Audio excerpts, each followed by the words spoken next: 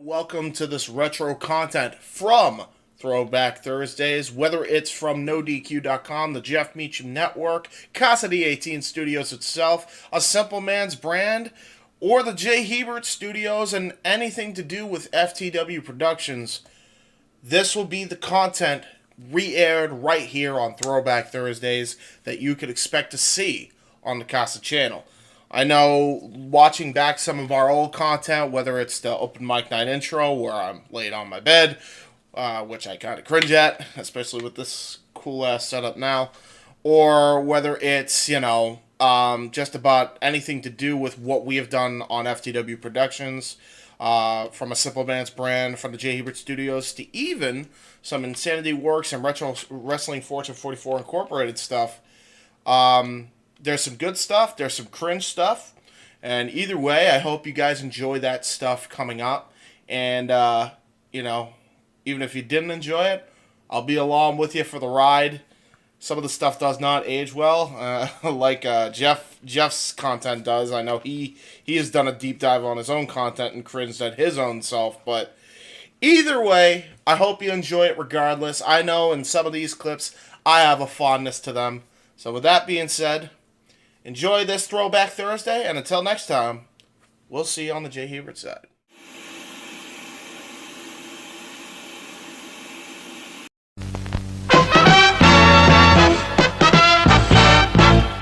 And now, preview time. So let's take a look at what's coming your way.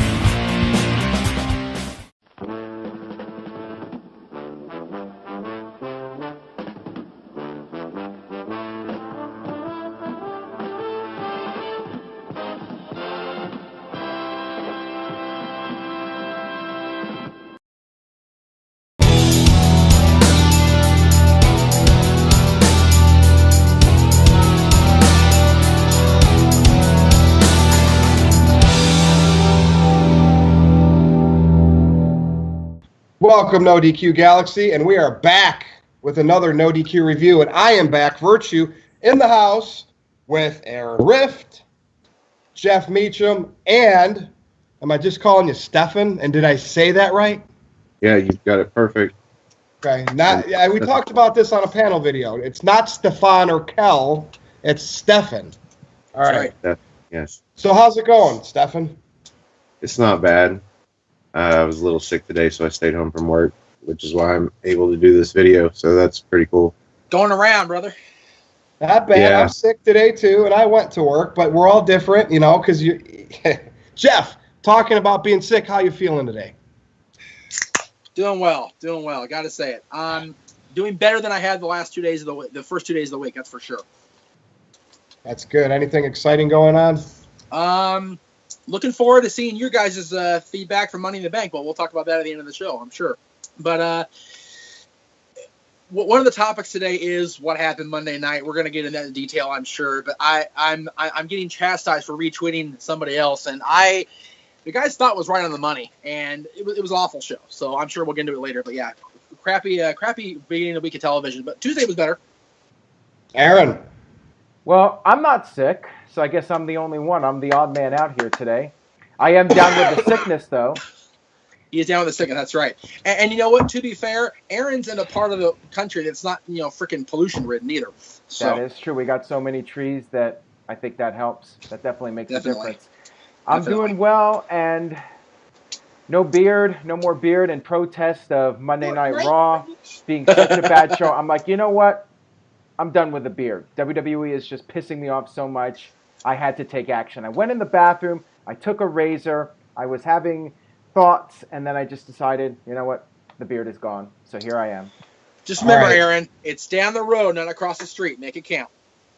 Ooh. Well, I'm going to try to go in order here, and I had a couple topics about SmackDown, one of them being Fox-related. But before we get to that, let's start with Monday Night Raw, and let's just start with the clunker. And Aaron, I know you pointed that tweet out that you made 15 minutes into Raw, how everything, I don't want this, and this to happen. Do you want to explain that again? I know you've done this on your videos, but please explain to us what you tweeted on Monday night and what went on to happen on Raw. Oh, no. Do I really have to? Why do you do this to me? Because this is a no DQ review, and a lot of your thoughts carry over from your single videos. This is one of your flagship shows now, Aaron. You got to make sure you get the money on here, too. I feel like I'm in therapy talking about this. That's what we're doing. That's what we're here, brother. That's what we're doing. So this is our catch and make it happen. This is our no DQ therapy. Maybe that should be the new name of this video, no DQ therapy, just to talk about our frustrations with no DQ Monday and Tuesday. Yes. All right, guys. So on Monday, I tweeted about some of the things that bother me about current WWE television, the current formula, so to speak. One of the things I complained about was the show's opening with the same type of promo where one person's talking, another person comes out with his music, a third person comes out, they set up a match, and then the match is happening right now. So right after the commercial break, the match starts. You have the same guys involved from the opening segment having a match. Sometimes that match goes 2 commercial breaks. And then during that second part of the match, we have outside interference. Somebody comes out, interferes, somebody else comes out, and then there's a commercial. When the commercial returns, we have Michael Cole or Tom Phillips saying, during a commercial break, the SmackDown or Raw general manager made this match a tag team match. So then you have 2 more segments with basically the same guys that have been on the entire show up to that point. So on this past Monday's Raw, we had about 45 minutes dedicated to Roman Reigns. And oddly enough, the rating for this week's Raw was the lowest of 2018. Actually, I shouldn't say rating. The actual viewership was the lowest of 2018 so far. Of course, could be the NFL. What is it? NBA, right? Yes. That's NBA, the basketball. NHL, whatever it is. I'm not the sports guy. I think it's the NBA playoffs. Sports competition. And I think that's probably the factor. This usually happens. May seems to be typically the weakest time in WWE. I don't know if that's just me, but it feels like every year May is always the flattest time in terms of creativity in WWE. I think probably it has a lot to do with WrestleMania being over and SummerSlam being far away. It just feels like right now nothing exciting is going on. There's nothing to be hyped up about. Mojo Rawley says to get hyped. I'm not hyped right now. So that's some of the issues I have, and Raw was really bad. And stop doing the bad comedy segments with. And I needed you to go through that again because that's how bad Raw was. That you literally, what you just stated, you booked an hour of cable television. Yeah, pretty much. And that shouldn't be the case. You see all these great shows on TV, or they had their great runs. The Walking Dead. What are some of those shows you like, Aaron? Breaking Bad. Breaking Bad. Oh, yeah. Game of Thrones is huge. It's a simple formula. You hook. And if you do stuff at the beginning of the show, you put something, whatever is going to happen, you put it at the end of the show, and you thread it throughout the whole show. Stefan, what's your thought on that first hour of Roman Reigns Raw?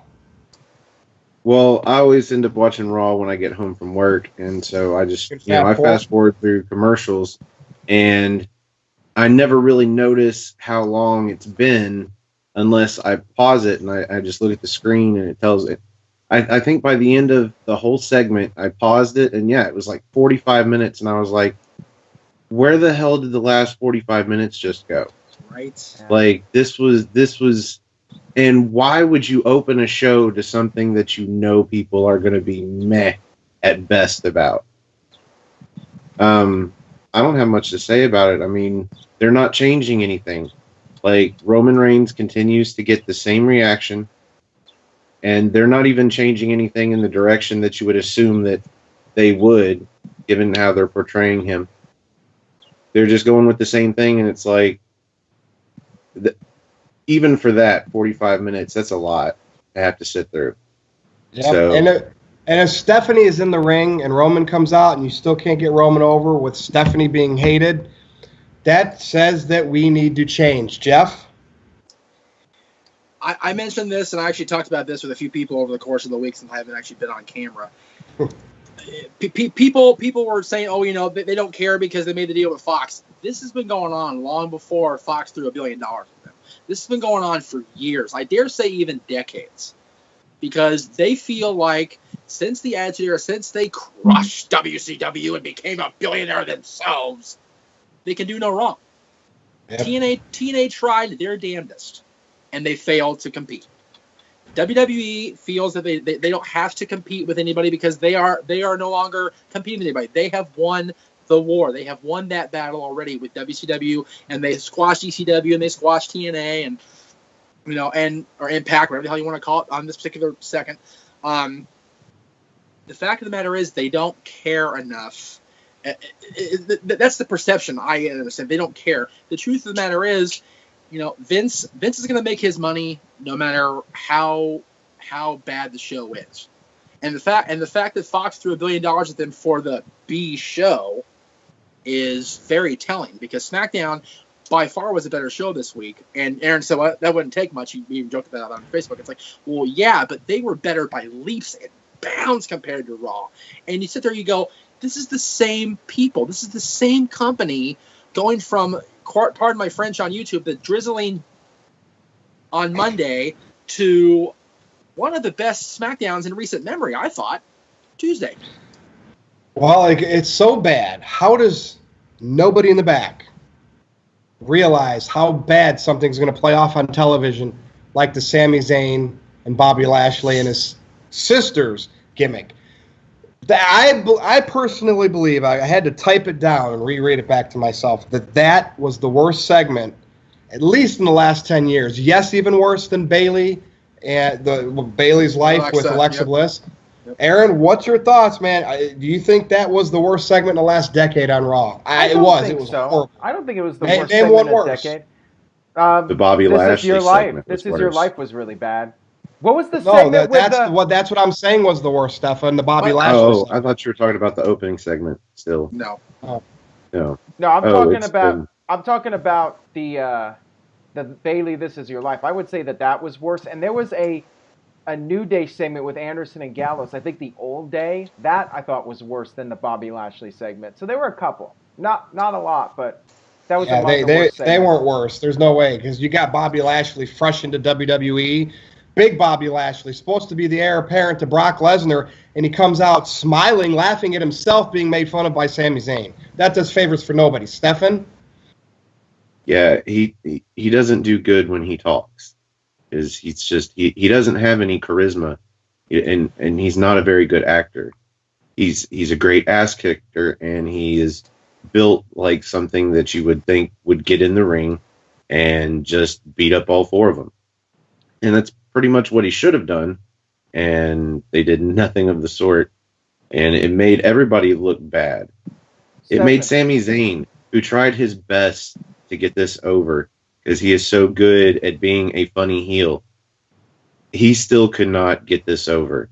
And I was disappointed, because I really had hopes that them putting Zayn in this, somehow he would pull this off, but it was as bad as everybody thought it was going to be. Yeah, our Aaron? expectations were pretty low going. And Stefan, I wanted to ask you, do you think that TNA has actually done a better job of portraying the Lashley character than WWE has up to this point? I never watched Bobby Lashley in TNA. Well, there you go. So who has? Virtue? Jeff? But Jeff? he has. Jeff, I'll let you take this one. But from what I've seen of Bobby Lashley in TNA, it's been better than anything he's had in WWE. I would think that the whole Vince McMahon haircut thing with Umaga was Lashley's best thing ever in WWE. Jeff? And the problem with that is that moment in time where Lashley was in the ring with Stone Cold Steve Austin, Mr. McMahon, and Donald friggin' Trump led him down the last year of his WWE career where he just completely tanked. The ECW title thing happened. Vince won the title. They had several 3-on-1 matches. Lashley finally got it back and then gets drafted to Raw, loses a belt in the process, or title, excuse me, Vince. Sorry, title in the process. And then he flounders for the rest of the year. He gets a match with Cena and loses that. He goes to TNA and he shines. He's a superstar. He becomes the Destroyer, Bobby Lashley. Okay, now, star by TNA standards. How about that, Aaron? Sorry. Thank you. Okay. But in complete defense of TNA, they did right by him. They brought him in. He was an immediate impact player, much like Derek Bateman, who was a freaking third-string jobber on NXT, let alone WWE, goes to TNA, EC3. Boom. He goes off like a friggin' rocket. So, and thing is, now both those guys are in the fold. Again, WWE squashes the competition, if you want to call it competition, cherry picks the guys off, and then slowly deludes them. Look at Bobby Roode. Bobby Roode spent how long in NXT? Over a year as the dominant heel champion. He was a bully. He was a great guy you love to hate. Now he's freaking dancing with No Way Jose and beating up Elias in segments. Like, what? Should Lashley have went to NXT like Drew McIntyre did? Even though he's on the main roster now, the injury, I think, cut his NXT run short. Drew McIntyre being in NXT was the best thing that happened to Drew McIntyre since he left Impact, because he was a star by Impact standards, but he didn't get to where Drew McIntyre could have been had WWE kept the momentum with him and not put him in freaking 3MB all those years ago. The fact of the matter is, Drew McIntyre came back. He made an impact in NXT. He did very well, won the championship, got hurt. That sucked. They put the title on Cien Almas. And then when Drew McIntyre came back, again, immediate impact. He comes in, lays out whoever he was in the ring with, and helps Ziggler out. And now Ziggler and McIntyre are the toast of the town. Yeah. Well, but do you think Lashley should have took that route? I think Lashley would have been better served to not even be back in WWE at all. Well, see, I think there's value in Bobby Lashley. I think if you build him up properly as a killer and have him be a force to be reckoned with, have people be scared of the guy, I think you can do some big matches with him versus Brock Lesnar, him versus Braun Strowman. You got to build him up as a monster. He shouldn't be smiling. He shouldn't be happy-go-lucky. He needs to be vicious, and you have to be scared of the guy. And I don't feel that with Bobby Lashley. And the problem is... go ahead, I'm sorry. He needs a mouthpiece, because the problem is he's got everything that he needs, except he can't get behind a mic and make you believe anything is genuine that he says. But he needs a mouthpiece, because the difference between him and Drew McIntyre is Drew McIntyre left the WWE and he went out and he honed his craft and he honed his character, and then he came back. He didn't come back to NXT to be in the Performance Center. He came back to start fresh. Yep. And if Bobby Lashley had gone down there, if he had gone down as like into the Performance Center and gone back to classes on how to cut a promo and how to sound genuine and how to sound like he's not reading from a script, then yeah, I think it would have helped him. But right now, if you want to even push him as a big guy that is just unstoppable, it doesn't buy with the fans today, because even Braun Strowman didn't really get over until they gave him personality. Yep. But he was able to get behind a mic and do that. Lashley's sisters in 2018 is to Goldberg wearing the Goldust wig in 2003. That's a great comparison, Jeff. I totally agree with that. By the way, Goldberg, what's up with you? What's up with you? This is off topic. What's up with you ripping off Bruce Pritchard? Excuse me. Bruce Pritchard. No. Bruce Pritchard. Speaking of mouthpieces. Yeah, right? He would be a good choice. And you know what? He's doing a great show. I actually watched his show about a certain other personality that was related to another guy we had on the show. Great show. Great topic. And Bruce actually ripped off Extreme Mayhem. Go back and listen. If you can, Aaron will post them if he's able to without legalities and whatnot. Every episode of Extreme Mayhem, the audio show, started with a pop top. Every single one for 2 years. Yeah, nobody's ever hearing those again, though. Well, no, unless you have a private party or something. Steph, how dare you tease about private no charge party? Keep that in. Right now, how dare you tease about mouthpieces though? You know, in an era they don't believe in managers anymore. We got Paul Heyman. We have Paul Heyman. You see a couple others along the way. Titus Zelina O'Neill. Vega. I was gonna say her. Got to have a female one, but not like we used to. Bobby Heenan, Slick, Jimmy Hart, Mr. Fuji, Paul Bearer. And I think what happened a lot of times, those managers were used to help the guys that couldn't talk, to get the heels over, especially to go against your Hogans and your Warriors. But I think help the guys that didn't need to talk. Somebody along the way said, these managers are so great, they're taking the spotlight away from the wrestlers, and wrestling abandoned them. And it sucks, because Lashley could use something. Aiden English. Well, gosh, we're even trying to get Lana Day over now. I know, he's getting Lana Day over. Aiden English is great. I love that guy. The fact of the matter is, people cheered for Lana, who is still the greenest grass on SmackDown, over Billie Kay, who people actually legitimately like. Well, off topic, what I give Aiden English credit for is he does the singing opera thing, right? That's a gimmick. Right. But he's using The Rock's delivery in a way. That and tribute to The Rock. Maybe he doesn't realize he's doing it, but guess what? The fans love it. Yep. So I want to go back and talk about Braun Strowman. Aaron, you brought him up a little bit ago when we talked about Lashley.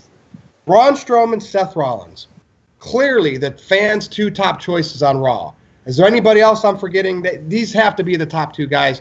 Elias is not pushed as a big star yet like that. Right. So what's the preference? I mean, you have Strowman, who's the big guy like Vince likes, trying the comedy act, still trying to be tough, biggest guy in the WWE. And then you have Rollins, who just organic. As soon as they brought the curb stomp back, people chanting "burn it down." He's doing the HBK. He's over like Rover, Intercontinental Champion. If you're Vince McMahon and you say, whatever you do with Roman, put him in a feud with Jinder, whatever, who do you pick between Strowman and Rollins to make the fans happy? Now, I know they're not going to, but let's say Vince did. Who's the guy you push between the two as the top guy? Well, I think that Seth Rollins would have a better match with Brock Lesnar. I think that the Braun Strowman match with Brock Lesnar did not exactly light the world on fire. However, if they did another match and actually had the kind of match I think they could have if they were having a no-holds-barred match, so to speak, where they just destroy everything, break the ringside tables, break the barricade, do all sorts of crazy high-impact spots with things breaking, just pure carnage. You know, what's the video game with Rampage World Tour? Something like that. That's what I would expect from Brock Lesnar versus Braun Strowman. And that No Mercy match was such a huge disappointment. So if they could come back from that and do something a lot better and give the fans just that pure six brawl with total chaos and things flying around, TV monitors being thrown, just complete insanity, then I'd like to see Braun Strowman be that guy. Otherwise, maybe it's going to be Seth Rollins. But honestly, if I had to make a prediction right now, I'd say Reigns is going to win it back. And he's going to not win it back. I don't think he's been Universal Champion, has he? I'm not even. So you're going that surefire bet of the Vince McMahon theory versus picking from Strowman or Rollins. Jeff, where did Rollins get this momentum? Was it that hour or however long he wrestled on Raw that 1 week? Was that it? That is definitely part of it. Part of it also was he built that organic love to hate when he was WWE World Heavyweight Champion in 2015, and then he got hurt. And people were upset that opportunity to see him grow into the champion that we know he is capable of being was taken away from him, was taken away from the fans, and was taken away from the WWE Universe in general. And now he's back in the limelight. He's not in the title hunt, the Universal title hunt, because he's not Braun Strowman and Roman Reigns. But Aaron, you mentioned that they would have a good match. They actually did wrestle for the championship when Rollins was champion. And the fact of the matter was, it was not focused on Rollins being the champion was focused on Lesnar getting his revenge for being cashed in on. And then it became Lesnar versus Undertaker. Right. Because Undertaker interfered in that match and totally made it a schmoz.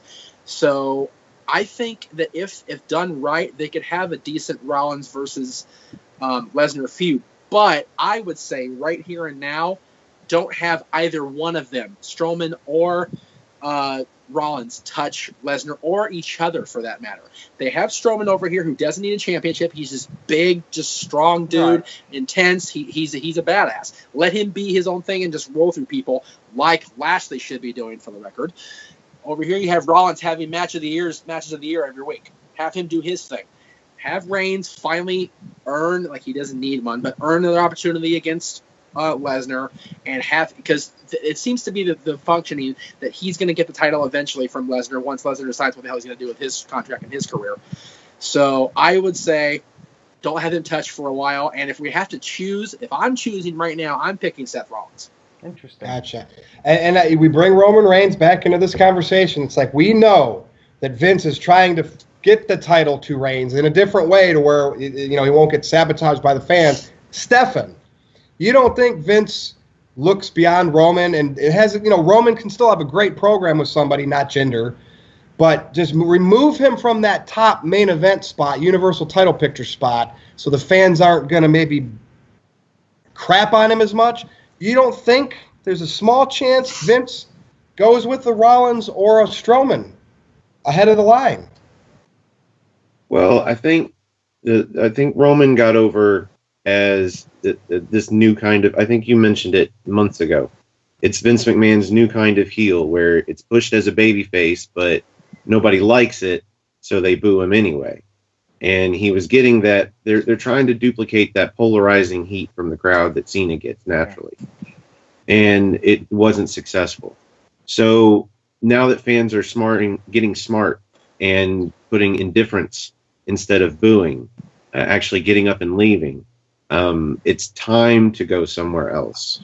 And my thing is, when I was watching Raw and I saw Braun Strowman come out and run over Elias, who gets, regardless of the week and what's going on, he gets the best reaction from the crowd week to week.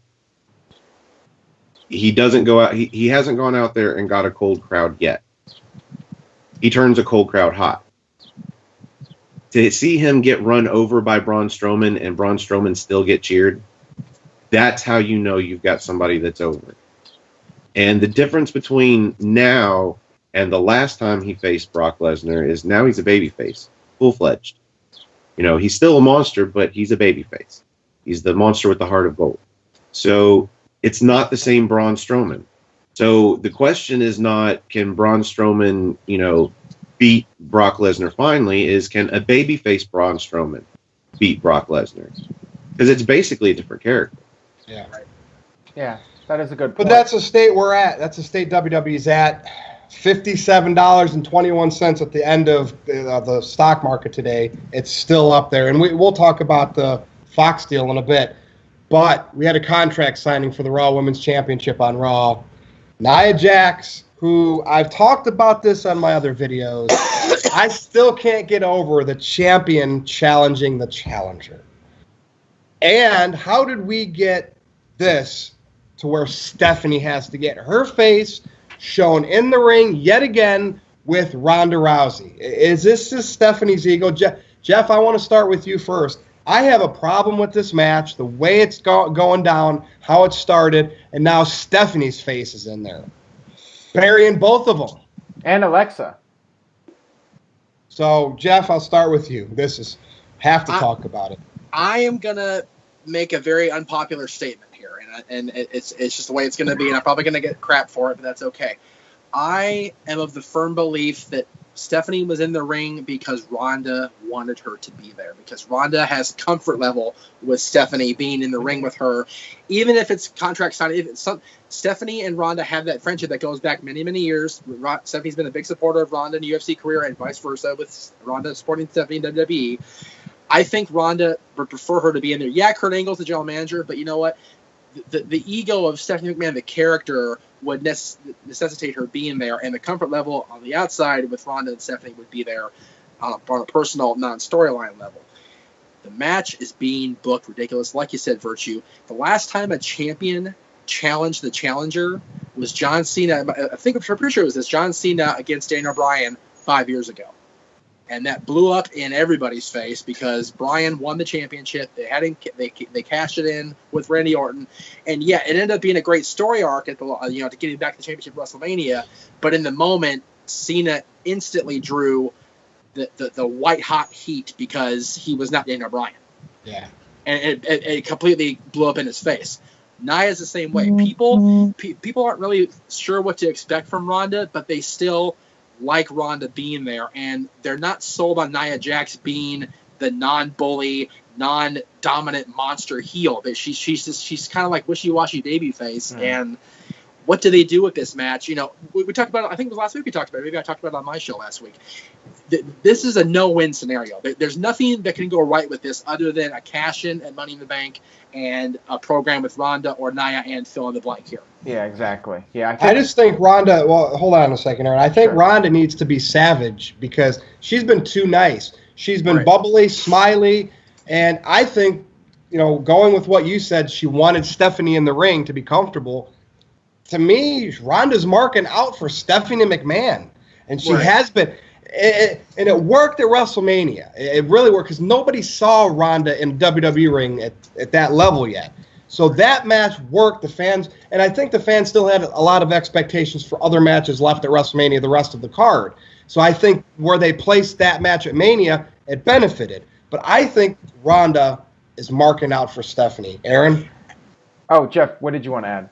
Well, I was going to say, Ronda, the problem is Ronda Rousey. Because she's a wrestling fan, right? Yeah, exactly. She's not being Ronda Rousey, the person that went undefeated for how many years, how many fights, finished fights in under a minute, how many times. Yes. She's being Ronda Rousey fangirl. Oh, I'm in WWE. Look at me. I'm on WWE TV. I'm like, who gives a shit? Come out there and kick ass, Ronda. Give me a break. Do they not do this with Lashley and really kind of not Strowman? Because they don't want to take it from Lesnar? And that's why they're not doing it with Ronda either. It's like they don't want anybody to be that Lesnar level of killing. Which is ridiculous because Lesnar's not there every time. They need somebody that's going to be on there every week. Granted, if you roll through people every week, then you're out of people to roll through. But Ronda has that mystique about her. She has that Lesnar mystique because she's been the top star in UFC for the past 3 years, 4 years, whatever it's been that she's been champion. They needed to less is more with her. I said that. People are always she's on every week. She doesn't need to be. And the fact of the matter is she's getting a title shot 2 months into her active in-ring career. Bad business. Bad idea. Yeah. Well, there were reports a couple of months ago that the idea behind doing this whole Stephanie McMahon Ronda Rousey storyline was to kind of recreate Austin McMahon. I think that's what they're trying to do. So I think it's going to drag out for the long haul. So if you're not a fan of Stephanie McMahon, you might as well quit watching now because I think she's going to be involved with the storyline for the time being. And as I was trying to say before, I think anything other than Natalya winning and cashing it in and pinning Nia Jax, I don't see how this is a win situation. I think Jeff said it perfectly. It's a no-win situation here unless they specifically do that. I mean, what else could you do? Stefan, is there anything else they could do? I mean, if it was you, how would you book this match at Money in the Bank? You're going to be there, might as well book it. If it was me, it would be Natty wins the Money in the Bank contract, and then she goes to cash it in, and she pulls on, she makes it a triple threat. Right. And then pulls on Ronda's heartstrings like, I've been doing this for a decade. I deserve this. And Ronda lets her take the pin. Interesting. You think she'll let her take the pin? Jeff, what do you think about that? Well, she already made the comment that she's only had one match. She doesn't deserve it more than any of the girls in the back, but she'll take it. But I think if Natty goes in there with the Money in the Bank contract and makes it a triple threat, for just a couple of seconds of hesitation is all it takes. She's wearing a Roddy Piper gimmick. Roddy Piper would have never. He would have said, "I'll take it. I will take it. Yeah. I don't care if I jumped in front of the line or not." Yeah. The fact of the matter is, she is carrying on Roddy's legacy, and Roddy would line jump, at a heartbeat. Number one. Number two, I think Natty will cash in at Money in the Bank, like you said, Stefan. But I think she'll do it when both of them are in capacity. Like I'm fully expecting Ronda to just knock Nia out at some point. Natty cashes in, And Natty wants at the championship. Ronda's going, the hell? Just why was my opportunity? And then that leads to SummerSlam. Maybe they'll do a double count out. To answer your original question, No. I've been waiting to answer. Stephanie McMahon, I think, was in the contract signing because she is the only person that made sense and that was capable of talking on the mic and bringing heat to this match. Because you're not going to put Ronda Rousey on the mic and it be a really entertaining piece. You're not going to put Nia Jax on the mic and it really be all that entertaining. Although she is better than Ronda, and obviously she had more mic time than Ronda there at the end. But when Stephanie was going back and forth playing devil's advocate for both girls, I mean, she was basically cutting their promos for them. Yep. Yeah, pretty much. And whether she has any more involvement in this match or not, that was her role that night. And I think she did a great job of it. I'm not a huge fan of a lot of Stephanie McMahon, the character, because it can be annoying. Her music is definitely bad. Yes. But Stephanie McMahon as a superstar, as a performer, I mean, if you need somebody to go out there and get heat for a match, put her behind the mic. Yep. She can do her job. And the fact of the matter is, WWE hired Ronda Rousey, as Ronda Rousey, as a certified badass. They don't seem to remember that they don't cut promos. Ronda doesn't cut promos. She would go on there, punch people in the face, and that was it. They did the weigh-in, and it would just be a stare down. Yeah. You know? Right. It'd be a stare down. Ronda had her fist up like this, and she would intimidate. She would just look at the person and intimidate him right away. It wasn't I'm going to cut promos for a month. That's not how it works in UFC. Well, so maybe Stephanie will end up being the guest referee for this match when it's all said and done. Maybe. And she'll screw it that way. I don't know. Aaron, I'm going to steal your gimmick. I got a message. This wasn't a tweet because he doesn't have a Twitter. Our buddy El Virtuoso, he has a question for all of us. He wants to talk about this. So are you ready? No. This is what you do on NoDQ Live, right, with the tweets? Is WWE purposely insulting the crowd with Roman versus Jinder, or does Vince really think this will help get Roman on the fans' good side? Aaron, how'd you like that? Isn't that what Aaron does on his live shows? Yeah, pretty much. What? Super chat. What's your thoughts? Where's my super chat, bitch? That's right. Super chat. One day when we can do this live on YouTube, we will. That'd be awesome. I'm sure it will happen sooner than later. But anyways, it'd be a cluster, but it'd be fun. Yeah, Roman versus Jinder. Does Vince McMahon really think that this is going to get Roman on 50% of the haters' good side because it's Jinder? I mean, they're going with it hard. I guess that's the idea, that Jinder Mahal is hated by a lot of people, so he'll somehow get Roman Reigns over as a babyface. I don't think it's going to work. I mean, let's put it this way.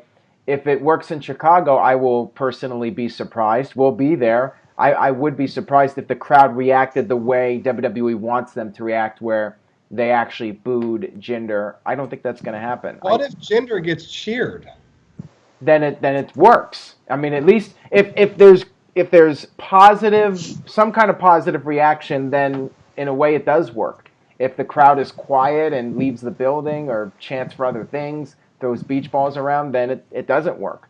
But if the crowd is invested in one of those guys, then I guess you could make the argument that it's working because there's noise, of course. So if Aaron's standing in that building during this match and he sees no DQ beach balls start flying around, who's really going to be marking out? You, my friend. I will, for sure. So, Stefan, does Vince McMahon really, I mean, is he pushing this Jinder Roman thing hard because he's now at the point, Saudis are giving me money, Fox is giving me money, F you fans. If you're not going to like what I tell you to like, that you're going to like, I'm going to shove it harder. What do you think? I think the only reason this is getting pushed hard is because it's Roman. It's not because it's Roman versus Jinder, or because Jinder has anything to do with it.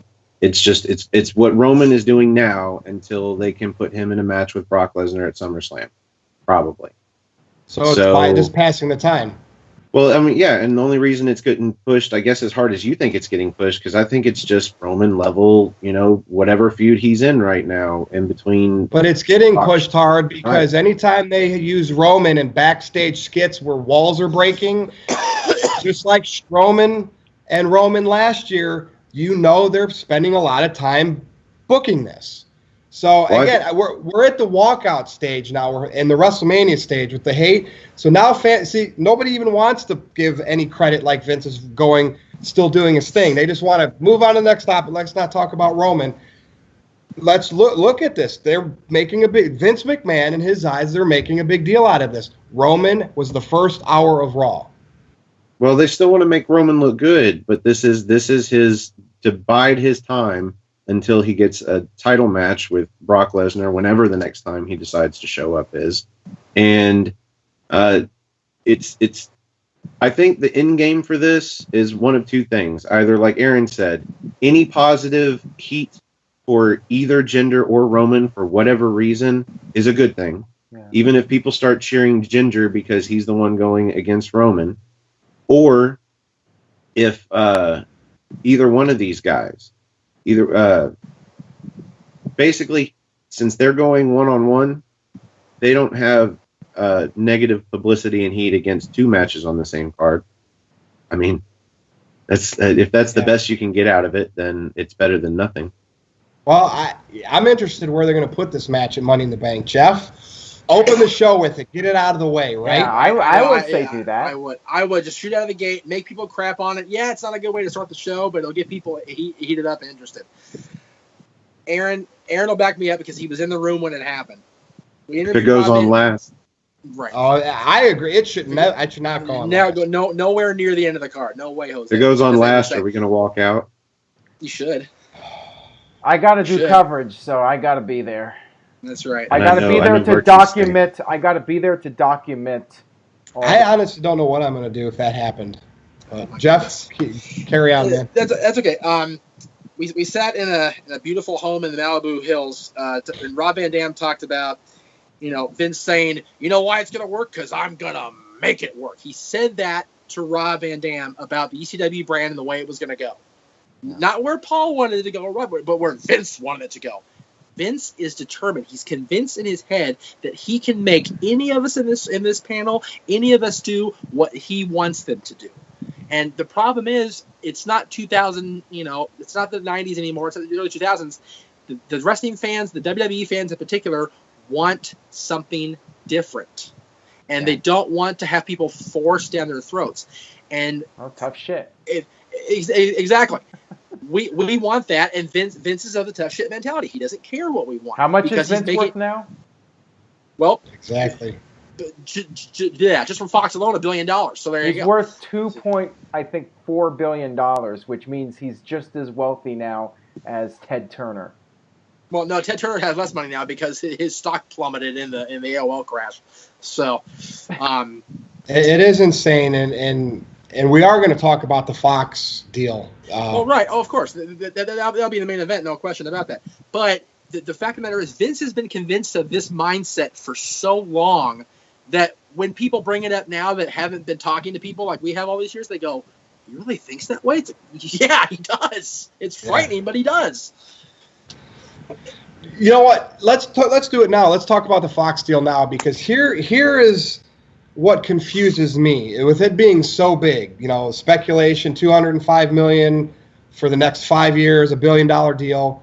So negotiations had to be going on for a long time when you're talking that kind of money. Yep. Stuff that we weren't privy to, behind the scenes, executive talk. And Raw recently got renewed, or is that not official yet by USA? Is that official, Aaron? Not official. So why wouldn't Fox push for the A show? And how are there gullible executives? Why SmackDown? Why so much money? What are we missing here? When we see the ratings of Raw, SmackDown's still a little bit less. It's the B show. Stefan, I'll start with you and then pass it around the horn here. What am I missing? I mean, this is Monday night. It's Monday night. It's Monday Night Raw. SmackDown's been on Friday, it's been on Thursday, it's been on Tuesday. You can move SmackDown to whatever day you want, and the viewership will follow. Monday Night Raw is on Monday night, period. And they're not going to preempt it for football. So that's the end of the question.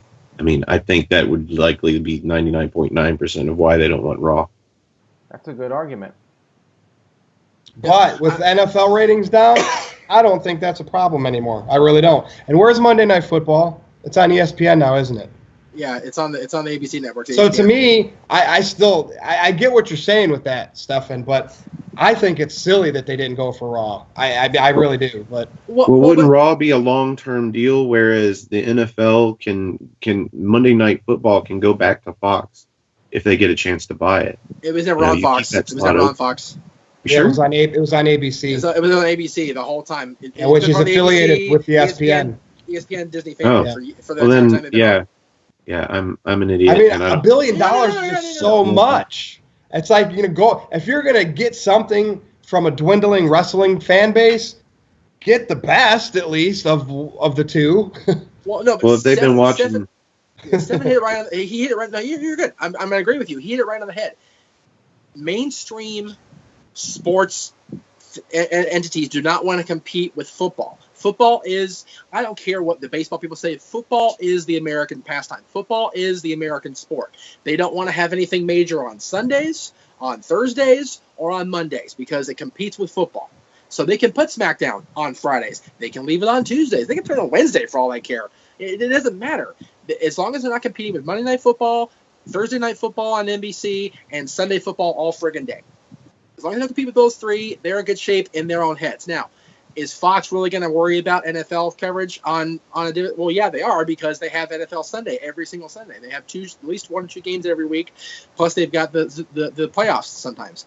And maybe the Super Bowl. I'm not sure what the deal is with the Super Bowl. They want to have a commodity that is as hot as WWE apparently is for $1 billion, but they don't want to compete with, other mainstream sports. And, the only thing that might get preempted – the SmackDown might get preempted for is baseball. You know what else, too? I was thinking there has to be something else with this. Like, because Fox has a lot of affiliates, right? Like FX, I think. Right. Fox Sports 1 or FS1. Is there a little bit of XFL stuff we don't know about yet? I mean, XFL is either going to be aired on the WWE Network, which would not do it any favors, or Vince is going to find networks to have it on. I have a very strong feeling this has a lot to do with the XFL rebranding. It really does. Aaron? I don't even know what to make of any of this. I think we'll have to wait and see what happens with the XFL. Fox, they shout out the money. USA Network shout out the money. NBC Universal shout out the money to keep Raw. And they didn't want to spend more since they're already spending 3 times what they were currently paying to keep Raw renewed.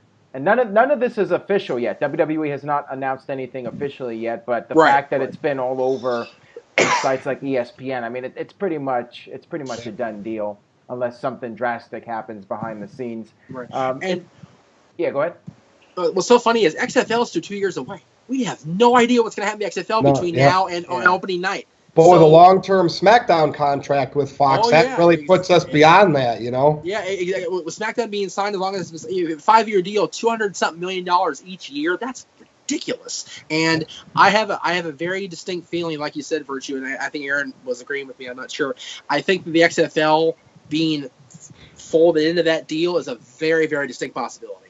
Yeah. It's just that number is just so staggering. It is. It's ridiculous how much money for one show, for one brand of a company. You know what else is staggering? The ongoing feud of AJ Styles and Shinsuke Nakamura. We are at the point now, this has become, a last man standing match, Aaron and Stefan, we're going to be there at the Money in the Bank.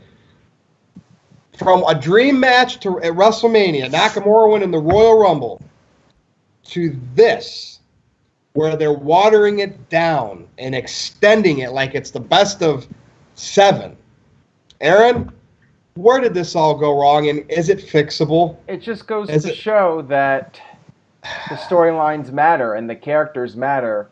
2 guys can go out there and wrestle, but at the end of the day, you need to have a compelling story behind it. And this storyline has just been very lackluster, and I wasn't a fan of what they did at the Greatest Royal Rumble, and I definitely wasn't a fan of what they did at Backlash in terms of not having a decisive winner. I think if you're going to drag out the feud, they should have done a title change, maybe at Backlash. And as far as the last man standing match goes, it doesn't really make sense to me because the idea of a stipulation should be so you don't have a repeat of what happened in the previous match. Previous match, it was a double countout.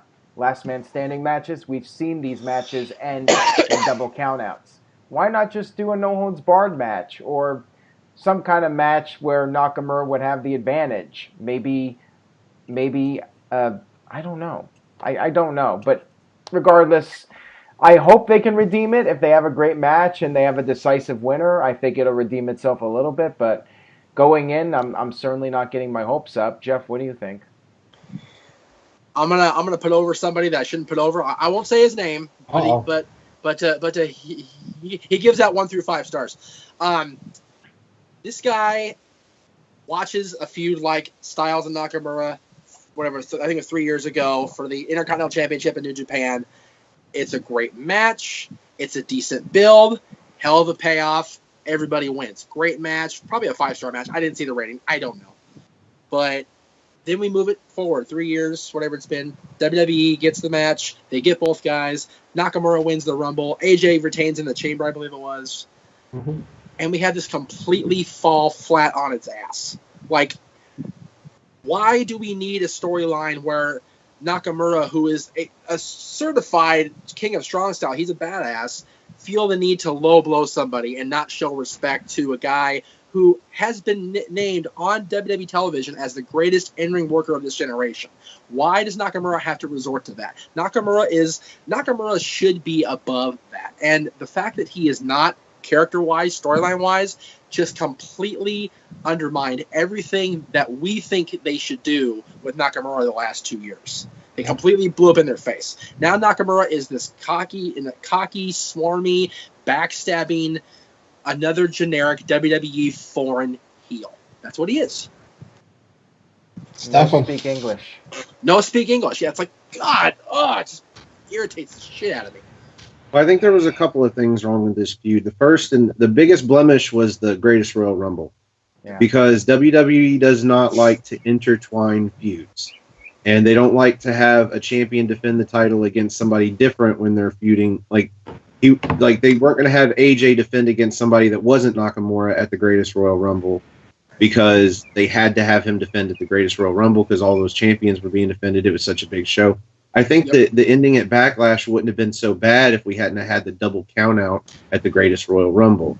And then this match might have made more sense. And it should have only been the third match. Right. They needed to give Nakamura the win because, for one, he needed the momentum to get back from the original loss and then getting schooled by AJ for the last 2 matches. And it kind of gave him the number 1 contendership back. Because after he lost the first match, he never really got a number 1 contendership match or anything. He just kept getting stuck in the title picture. So the fact that they won't put AJ against anybody else has drugged this out. And we had the extra match at the Greatest Royal Rumble. And this should have only been the 3rd match, but now it's the 5th. And I think the reason that it's a last man standing match, even though, like Aaron said, it doesn't make sense, I think they know it doesn't make sense. It's just going to play into the ending somehow. It has to be like that one last man standing where John Cena taped Batista's legs to around the ring post so he couldn't get up.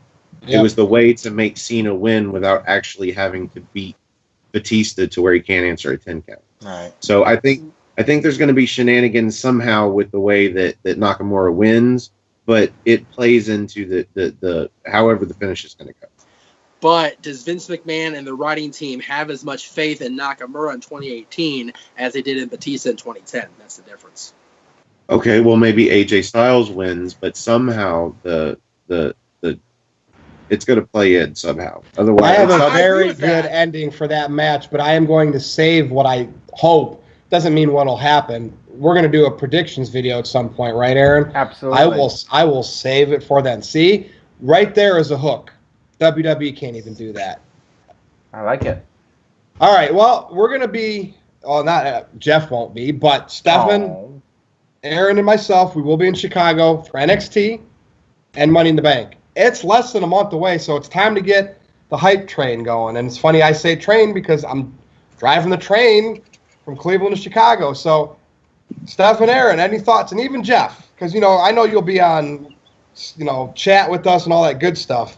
I will be there in any way possible except actually physically in the moment because, well, I'm already going to Vegas next month and the following month, so I can't afford two things at once because I'm broke. I am looking forward to. I'm more looking forward to you guys being there than I am actually the event itself, which is so ridiculous. Well, we got an NXT event too, though. Let's not. Right, but you know what? It's more about the fact that my buddies get to go do something and have fun and go outside of their own little box in Portland, Cleveland, and where's Stephen from? Kentucky. Elizabethtown, Kentucky. Kentucky. See, they're all going out of their own little worlds and going into Chicago, which is a bright lights, big city place. So it's cool, and I think that experiencing that and being able to be part of what should be a decent show. Yeah, it's being built rather poorly, but it should execute pretty well. It's going to be fun for you guys. You're going to enjoy it, and I'm going to enjoy watching on the network just to see how either they pull this out of the gutter or completely nosedive at the end. Yeah, it's going to be a fun show. I'm definitely looking forward to the weekend. And Jeff, I just find it funny you say you're broke, yet you're going to Las Vegas. What do people do in Las Vegas without money? I saved my money to go to Vegas. That's the difference. If I'd known about Money in the Bank in advance that you were actually going to go, I probably would have geared the money toward that. Well, you are going to Survivor Series. I am going to Survivor Series for sure, and we'll go to NXT once tickets go on sale, if they ever go on sale. And that'll be my contribution to the No DQ 20th anniversary celebration. We'll be here in LA. Definitely. I'm looking forward to it. Stefan, any thoughts about Hype Train coming up for Money in the Bank weekend? I mean, anything you're looking more forward to? Hanging out? I don't know if we're going to go down the river where the tour guide can say the city burned down years and years ago. The Michael Jordan, the Bulls rings, who's better? I want to talk to some people in Chicago. Who's better, him or LeBron? I think in Chicago we know who they're going to say. But there are some great wrestling events, though, and great things that have happened in Chicago. The Jericho debut, didn't see it. Yeah, CM Punk. I mean, so it's WWE always has there's big shoes to fill when it comes to shows in Chicago. Steve Austin, Bret Hart, my all-time favorite match. Right now, it's easy to say NXT is going to steal the weekend, but I want it to be a great show like always. But for once, can you make the main pay-per-view steal the weekend? That'd be nice. It's hard to think that, but that's where we're at. Money in the Bank in Chicago has a lot to live up to. You think about 2011 and how great, not just the main event, but that whole show was really gangbusters. It was a really good show from start to finish, and it's in the arena where WrestleMania has been a couple times. And the history of wrestling in Chicago, sports entertainment, sorry Vince, in Chicago is so rich and so historic, if you will, that they really have to do something that is going to make people go, wow, this was a really good show. And yes, NXT will deliver because they always do. But if Money in the Bank doesn't deliver near or close to 2011, it's going to be really hard for the city to go, you know what, do they really care anymore? Well, we'll make the most of it. So with that said, anybody else have anything you want to discuss on the review? Well, I didn't get to share my thoughts on Chicago. Oh, what happened there? Did I ask you and then Jeff started talking? No, you asked me and then you kept going and going. And I just typical virtue. It's okay. I knew I'd get my chance, so I waited. I figured it'd make it a longer video. That's right. Well, Chicago, it's going to be like my one thing for the year, my one big event. Normally, I'd go to Rock on the Range in somewhere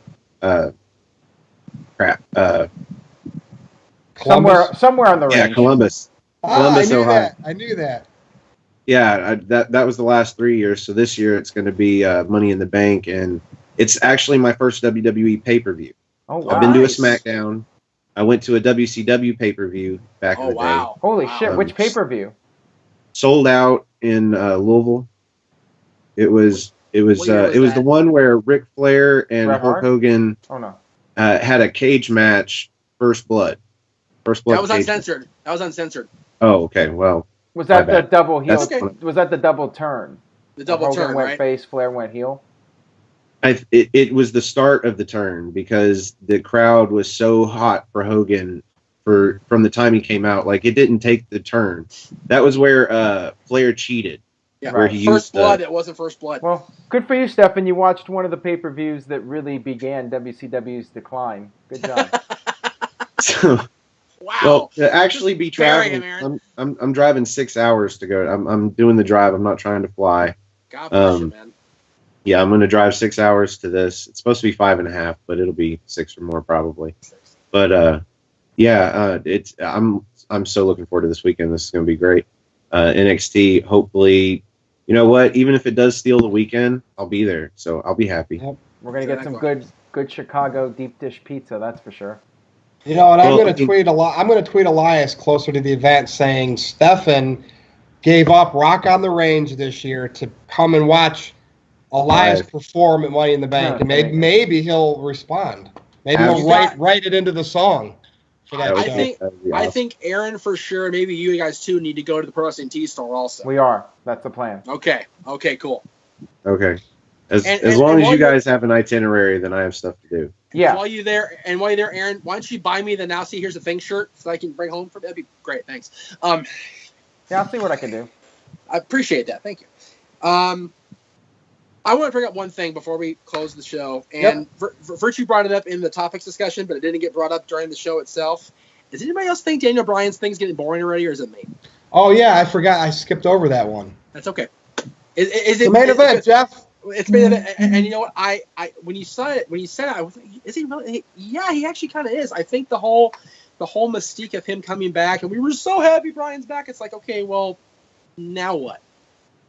You know what, Jeff? And I typed that in the private message box because I've noticed at the end of SmackDown every week, it's just Daniel Bryan with like a bored look on his face, like, huh? And I don't know if it's the writing, but then I started thinking, I'm like, all right, Daniel Bryan's the GOAT, right, of SmackDown. And why does it just seem like it's boring? That's a great point, Virtue. That you're not the only one. You guys are not the only one that feels that way. I caught myself on Tuesday when Bryan came out. I was on Twitter. I wasn't even paying attention to half of the match with Jeff Hardy. And I'm like, what's going on here? I was so happy for Bryan to come back, and here I am not even paying attention to the match. I was doing the exact same thing. Yeah, what's going on here? We never thought he'd wrestle again, or at least in WWE, and here he is. Is he wrestling too much with bad storylines? Yep. Big Cass in trouble. He's gone or hurt now. You know, now it's Samoa Joe. And granted, we got a great potential match next week, Joe and Daniel Bryan. What's going to happen? So there's good stuff, but, like, why does it feel boring? I think it feels like it has no direction. Yeah. Nope. Zero. Yeah, what's Bryan doing at Money in the Bank? Is he going to be in the match? Who knows what's going on? Now, maybe Big Cass's situation is going to cause WWE to have to change plans. Who knows what's going on with Cass? Why are we having Joe and Bryan on a TV show and not a pay-per-view? Because they're going to be on Fox soon, and that's what's going to change the whole dynamic. You know, we were talking about Fox earlier. Because WWE is making so much money from Fox and NBC Universal with Raw, WWE is going to be making most of their money from television now, and it feels like the network is almost secondary. Pay-per-views aren't even going to be important anymore. It feels like it's going to be about the television shows, and WWE is going to put all the stock into the TV shows, and it's a really weird era we're going to be entering in 2019. You brought that up.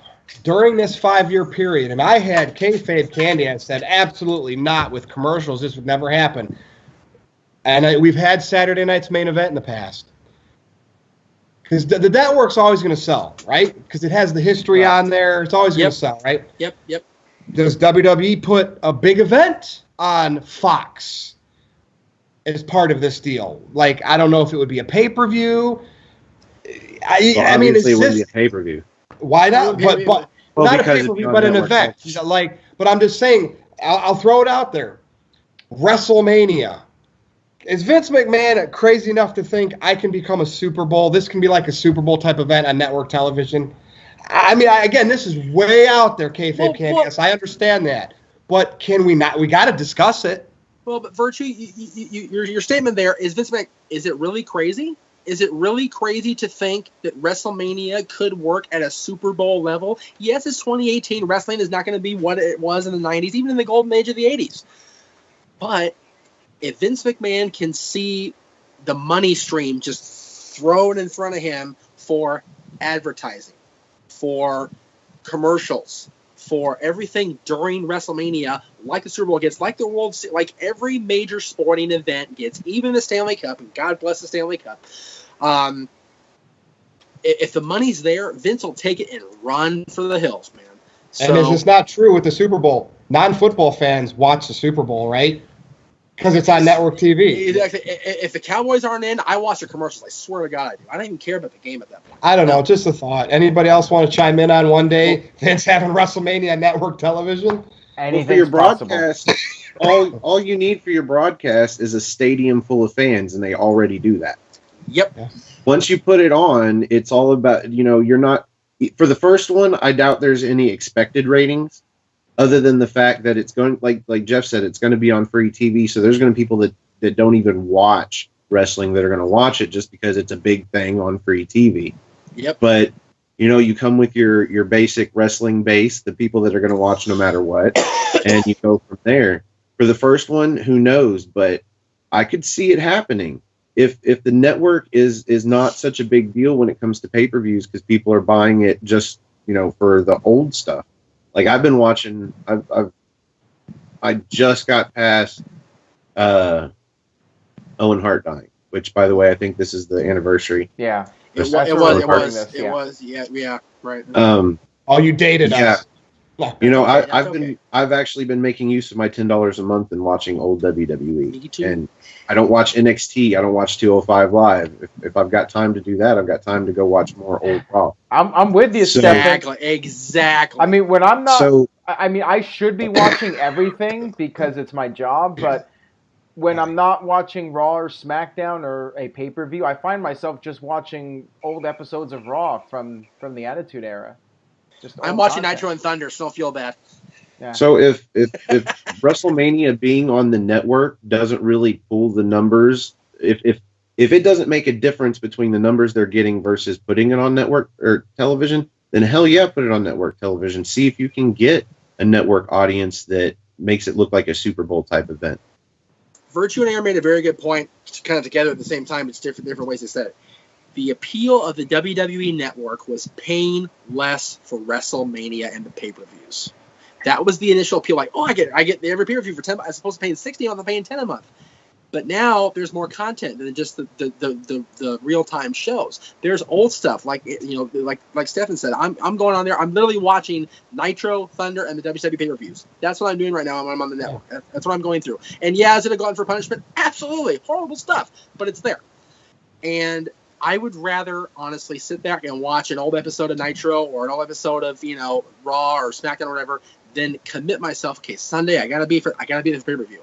If it's on free TV, people will watch, and people will have watch parties like they do for the Super Bowl. And we're just talking about one. Obviously, all the other big events are still going to be on the network, right? It's not like they would make Fox the permanent home for big events. Well, we're just talking about like a one-time extravaganza, Right. And the fact of the matter is, get back to where we on the tangent.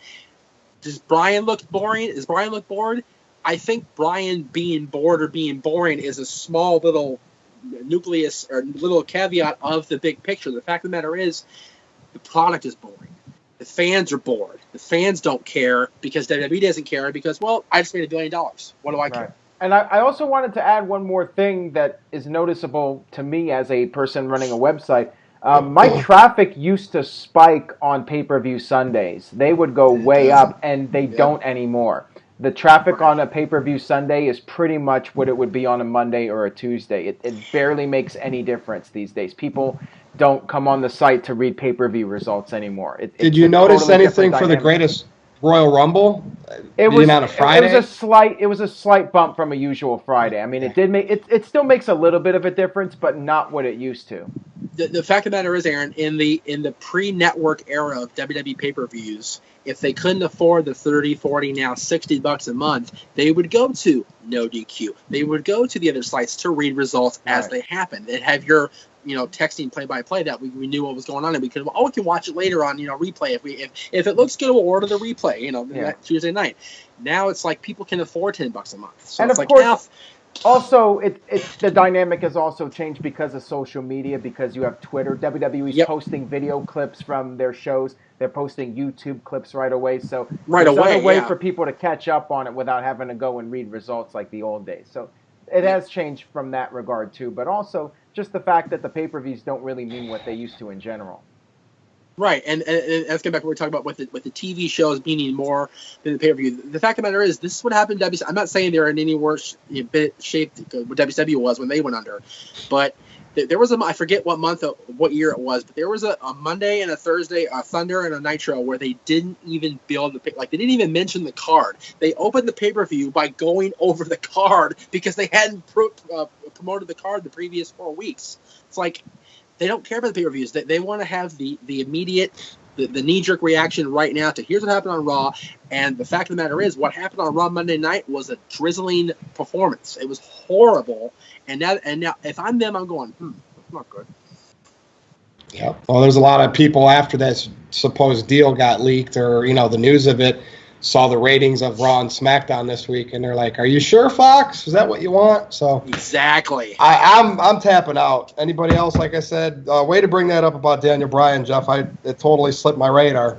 No worries. We'll see if things pick up next week, but I doubt it because years ago, if the ratings were down, WWE would really get it together the next week, and if there's a bad pay-per-view, Vince would show up. If there was a bad pay-per-view or a bad rating the next week, you'd have a hell of a show.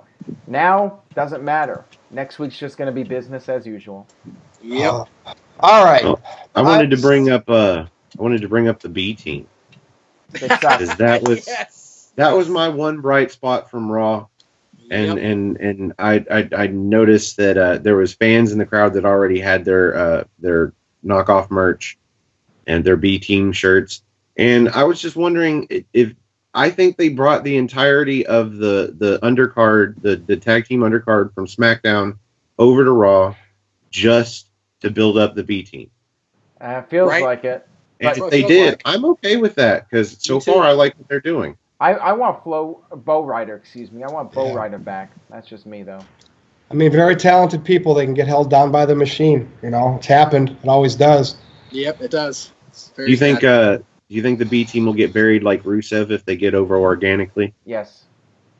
The thing is, they already are over organically, and now they're part of the machine because they've acknowledged that they're the B team. They made it a thing. So yeah.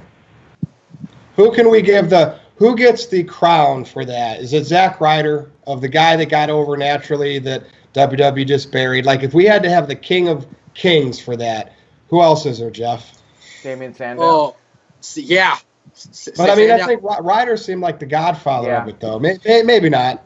Well, he might have been the first, but I think Rusev so far has been the most ignored. I think Aaron's hesitant to give Zach credit because he cost Aaron and I our hair. Yeah. Bad news, Barrett. Yeah, Barrett. Seriously, when we met Barrett at SummerSlam in 2011, he was over, but he wasn't nowhere near the place he was after Nexus, after the Core, when he became Bad News and did the whole podium thing. That was cold, and they ruined it. Yeah. All right, gentlemen. Yes. Start your engines. Plug away. All right, let's let Stefan Bob, go first. spark plug Holly away. Well, you can find my Twitter at nodq.com/Stefan. I'm also on Facebook. You can find me, Stefan Osborne. I've got my own YouTube channel where I usually post my videos first before Aaron gets them. It's Aftermatch Wrestling, all one word, Aftermatch. And I think that's all I have to plug. Mr. Meacham. YouTube.com/Jeff Meacham. Usually it's going to be Tuesdays and Thursdays. Tuesdays will be a show called Meach's Musings. It's going to be a show not always dedicated to wrestling, but it's going to go into wrestling in the weeds, I'm sure, eventually. But it's going to be a lot about stuff outside of wrestling. Thursdays, of course, talk wrestling each and every week. This week, however, due to the lack of voice the first 3 days of the week, this is why I'm on today, Thursday, Friday. This week on Meach's Musings, we're going to talk about second chances, both in and out of wrestling. We'll go into detail on that on the show. And Friday's Talk Wrestling, we'll kind of get into what we talked about today as far as the complacency within WWE and what we as fans can do to rectify it. Yeah. Cool. YouTube.com/Jeff Meacham. NoDQ.com/Jeff for my Twitter page. Yes. Aaron Rift. Thank you, Jeff. Sometimes goodbye is a second chance. But anyways, Right. we got Money in the Bank coming up, of course. NoDQ.com/Chicago if you want to RSVP. I will be there. Virtue will be there. Stefan will be there. Jeff will be there in spirit. But don't fret. We do have a meetup coming up in November. NoDQ.com/LA.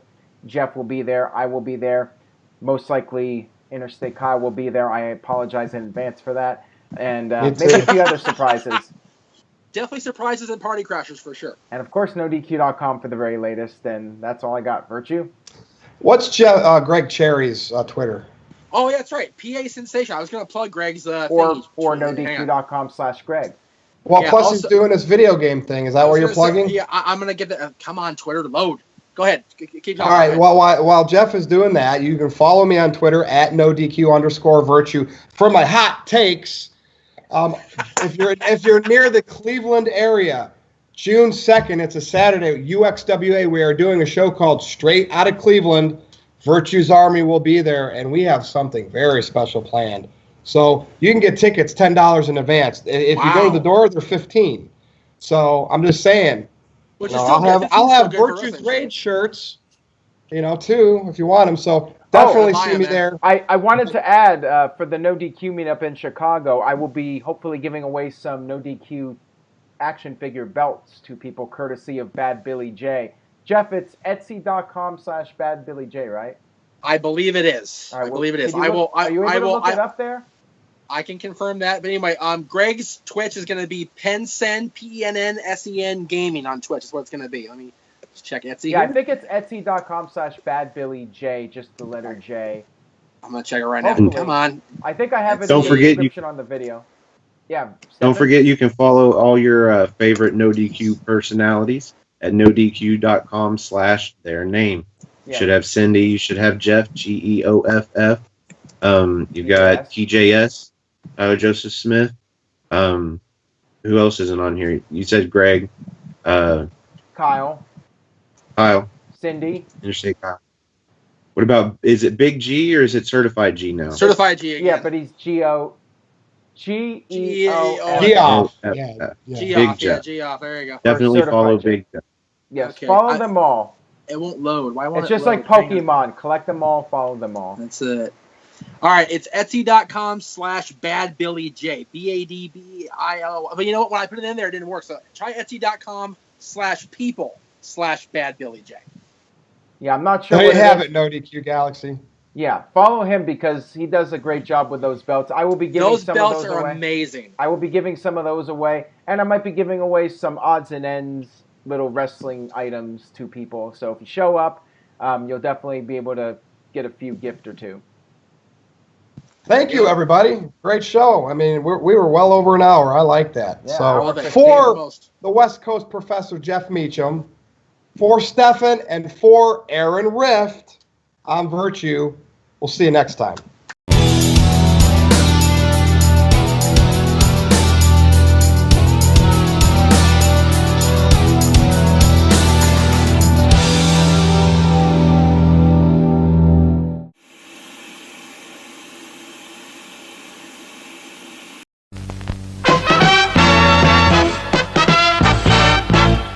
And now, preview time.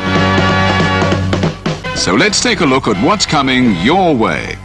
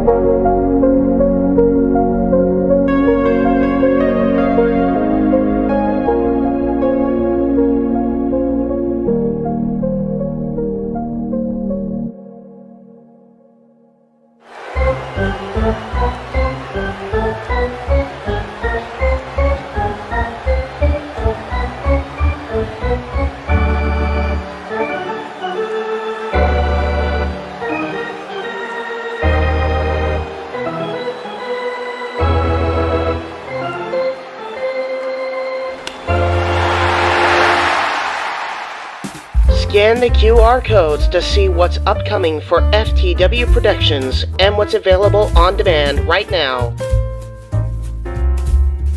Owen the Talkinator Studios series premiere of Owen and AJ Talks. Welcome to the FTW family, Zero Miller. Shared experiences re-airing on the new FTW main hub. All Retro Wrestling Review Series videos on demand and upcoming. The Wrestling Rundown makes its return, available now on demand. Fantasy Booking Series video, If Goldberg Stayed in WWE in 2004. Pride CAW Supercard by Zero Entertainment. All of A Simple Man's Brand's Simply Predicting panels. Both episodes of The Don DeMarco Show. AEW Spark, WWE Aftershock, every show week by week. Indy Force Episode 26, available now on demand. Jeff Meacham Network, all watch-along events. AEW Double or Nothing Dynamite Go Home Show Watch Party, available now on demand. A Simple Take, WWE Simple Takes featuring Casa D18 Studios.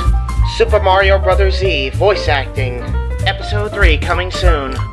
Breaking news, ATW View Impromptu, WYW Intro and Immortal Stream.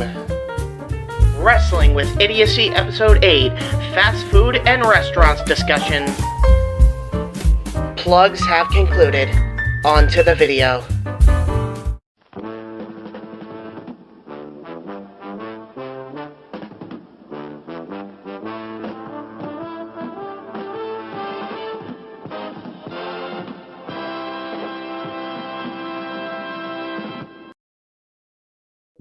Let's do it. ATW, what does that mean to you? If you're a first-time viewer, I'm sure it just means 3 random letters. For us, this is family. This is professional wrestling. This is a congregation that came together through one individual passion and perspective on all things wrestling. And so we come to you at the end of this year as we head into 2022 with the last bit of ATW View. But I digress. Hello, everybody. I hope you all had a great holiday. Once again, we are back to give you a perspective on all things wrestling. Welcome to the ATW View. I am, of course, the Simple Man. My name is Noah Foster. Joining me tonight is the Pillars, several pillars, not all of them. Shout out to the ones that aren't here, including Lex and Mega, but not limited to. But the pillars of ATW. I say we got the Preacher Man, Casey Flynn. We got the All Elite King himself, who's going to have a very tricky 2022, I think. Anthony, and of course, our inquirer, the better of all things news, Eric Brown, representing at the Reality Entertainment. Gentlemen, we got through the final holiday of the year, and we literally are less than a week away into another year. But before we talk about anything this year of wrestling and what we think is to come, let's go ahead and spread a bit of post-holiday cheer. How was everybody's Christmas? Eric, I will start with you. How are you, sir? It was good. It was good. It was good. Besides my sister, because I have a little sister of frustrations. Very lot of frustrations. Yeah. But besides that, yeah, it was all right. We weren't really much in the holiday cheer because ever since Memorial Day, it's been odd. Yeah, I remember that story. Remember you telling us about that, man. Yeah, so naturally, we weren't just feeling much of the holiday because of everything that's happened the last 6 months.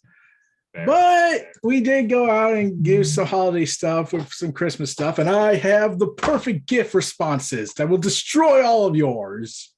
I want for nothing. There is nothing you could show me that would break my spirit. But go for it. Me neither.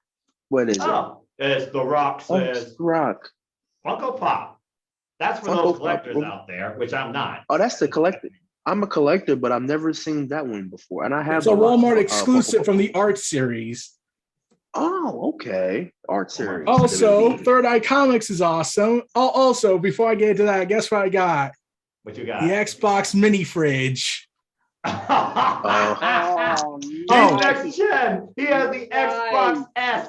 Scorpio. Nice. Also, shout out to Third Eye Comics. When I was there on Black Friday for Third Eye Comics shop, my mom and them decided to buy me a gift, and they hid, and the whole team there hid it from me. It's that Electra statue over there by the Xbox fridge. And then you got that. Yeah, and also I went post-Christmas shopping and got myself this. Spider-Man. Spider-Man. Nice. Yes. Shout out to No Way Home. Hold on, let me just close this camera for a sec. I'll be right back.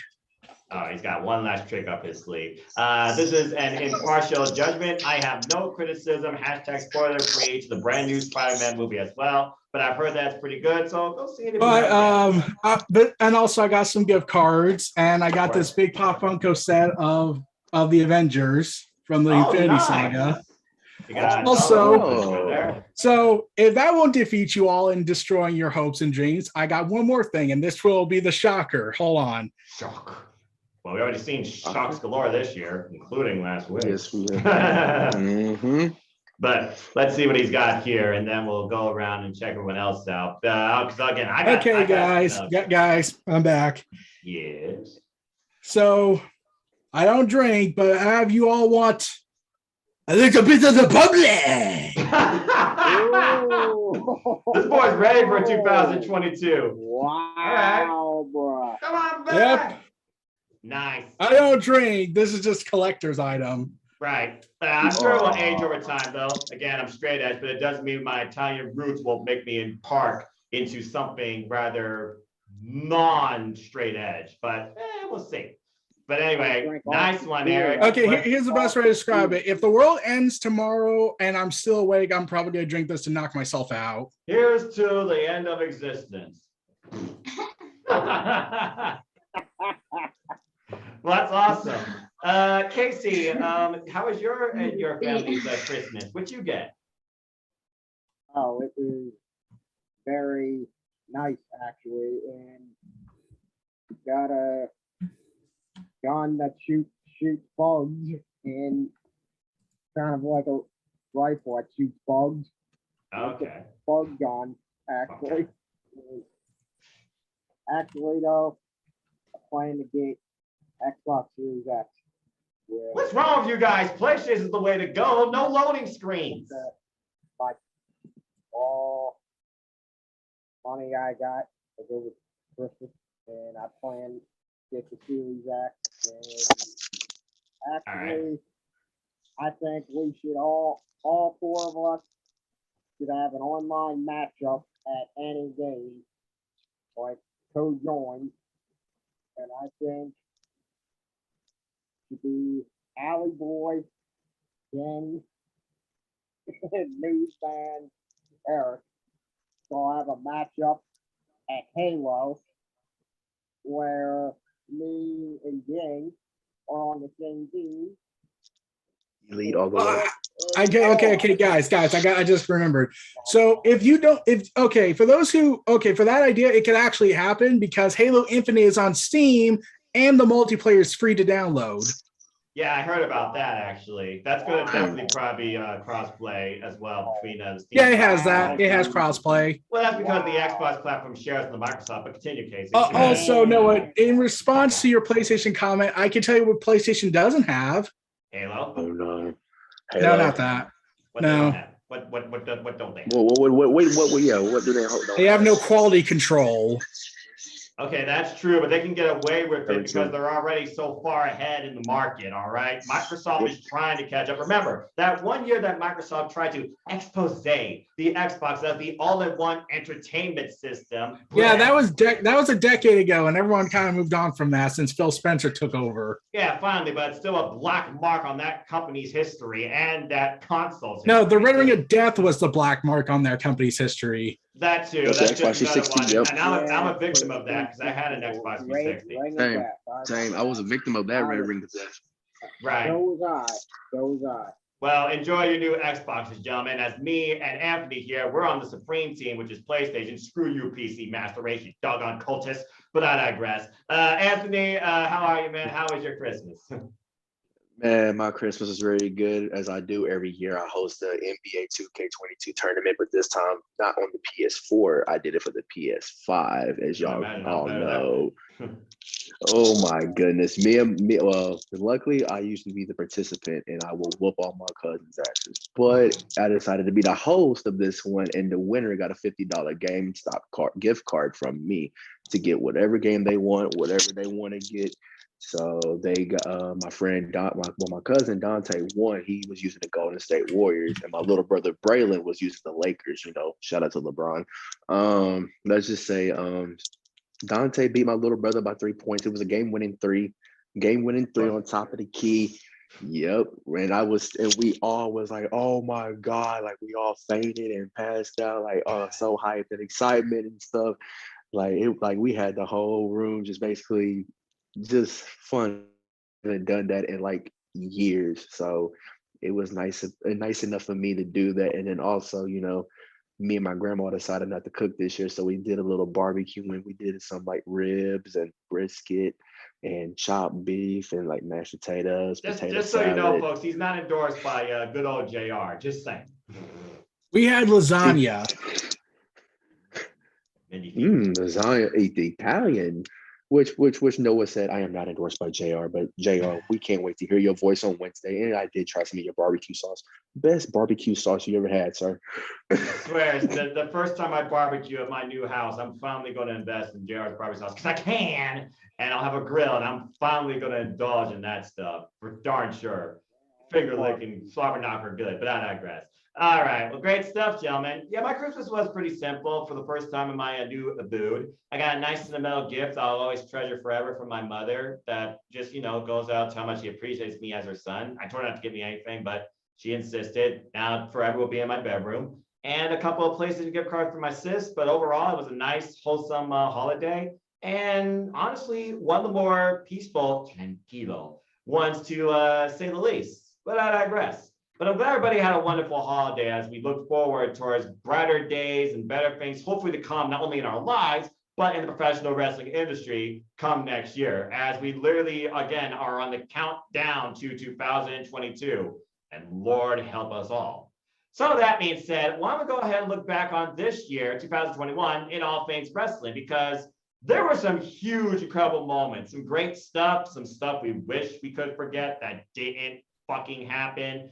Incredible and we had tons of terrible stuff that made me want to cry myself to sleep. Incredible losses, tragedies, botches, galore. And also one of the greatest WrestleMania debates on this channel too. We're not going there. We're not going there. Man. I'm focusing on wrestling, not ATW. But if you want to go ahead and do that, let's go ahead and reminisce, because guys, we created something special here. Not just a positive, non-toxic family within this incredibly critically judgmental internet wrestling community, but we came together and created our own platform where we go above and beyond to share our thoughts, our outlooks, perspectives, reactions, and predictions in all sorts of things wrestling. We created the ATW View. It wasn't a single person, it was a group effort and a positive, fun project. And I look forward towards what else we can do with this platform next year in 2022. You already brought one memory, but I just want to go around and get people's thoughts. What has been your favorite things about this year in ATW doing the ATW View? One is that WrestleMania debate with Megan and Noah going at it that one night is me, King, Eric, and Lex were all laughing, at one night. And another ATW View moment that was awesome.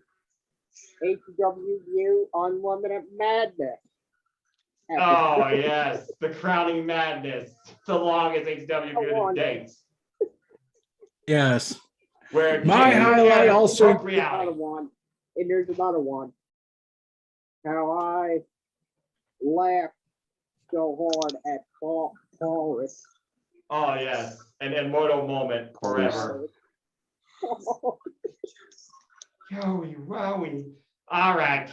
see. Good stuff, preacher man. Yes. Eric, what about you? I mean, you Psychologically definitely- breaking all of you and torturing you there. That's as simple as that. Again, he Too is the much. bearer of news. He's also the agent of chaos. He might as well be Darth Vader or Palpatine. Get into the madness. Well, I James- already told you what happened before we did this. Oh, I'm sure you're- Severe. Wait, what? What? Yeah. Anyway, King, what about you, man? What's been some of your favorite memories this year on the ATW View Family's Made? Yeah. Besides the WrestleMania debate I mean, between mine you go back. and Megan, I have- we had to talk about James and his little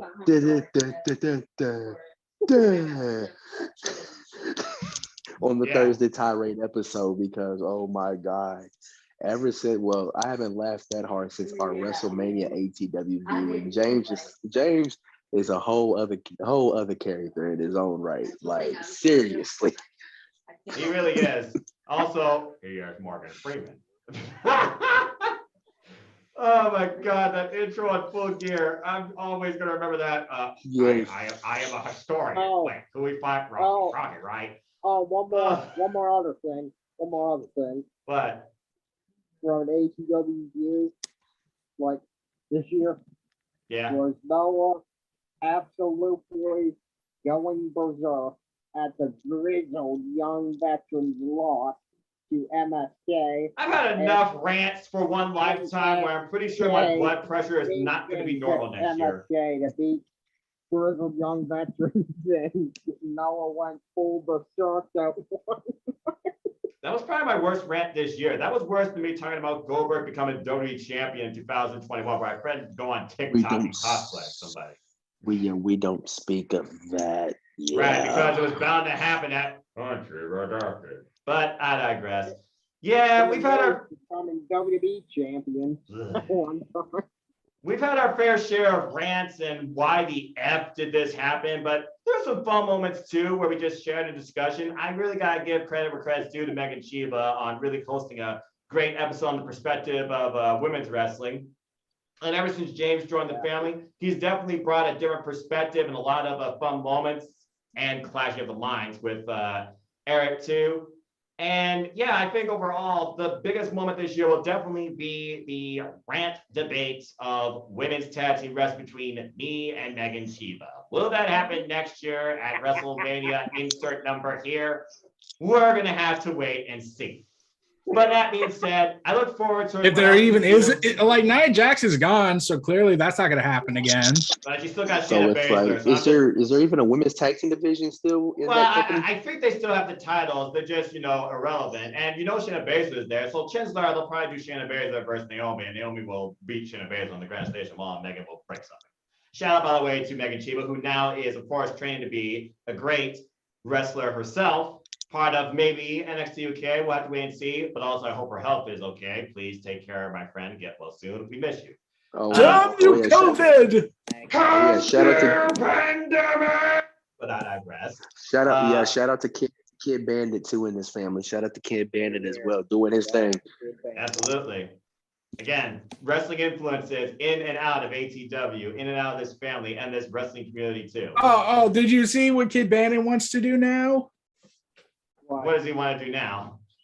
Okay, he basically, someone gave this tweet out saying the anime version, the wrestling version of Izuku versus Bakugo, Kid Bandit versus Hook. Okay. Hook. That needs to happen with chips, of course. With chips. I feel bad because I watched Rampage yesterday. Finally, the holiday was over. I did not have any chips. Oh well. I got again. You don't watch Hook either. Again, I don't know if he actually chews chips while he's wrestling. He's definitely chewing something. I don't know. Anyway. But Hook is a star in the making. I don't care what anybody says about him no selling that Rikishi driver for Bear Bronson.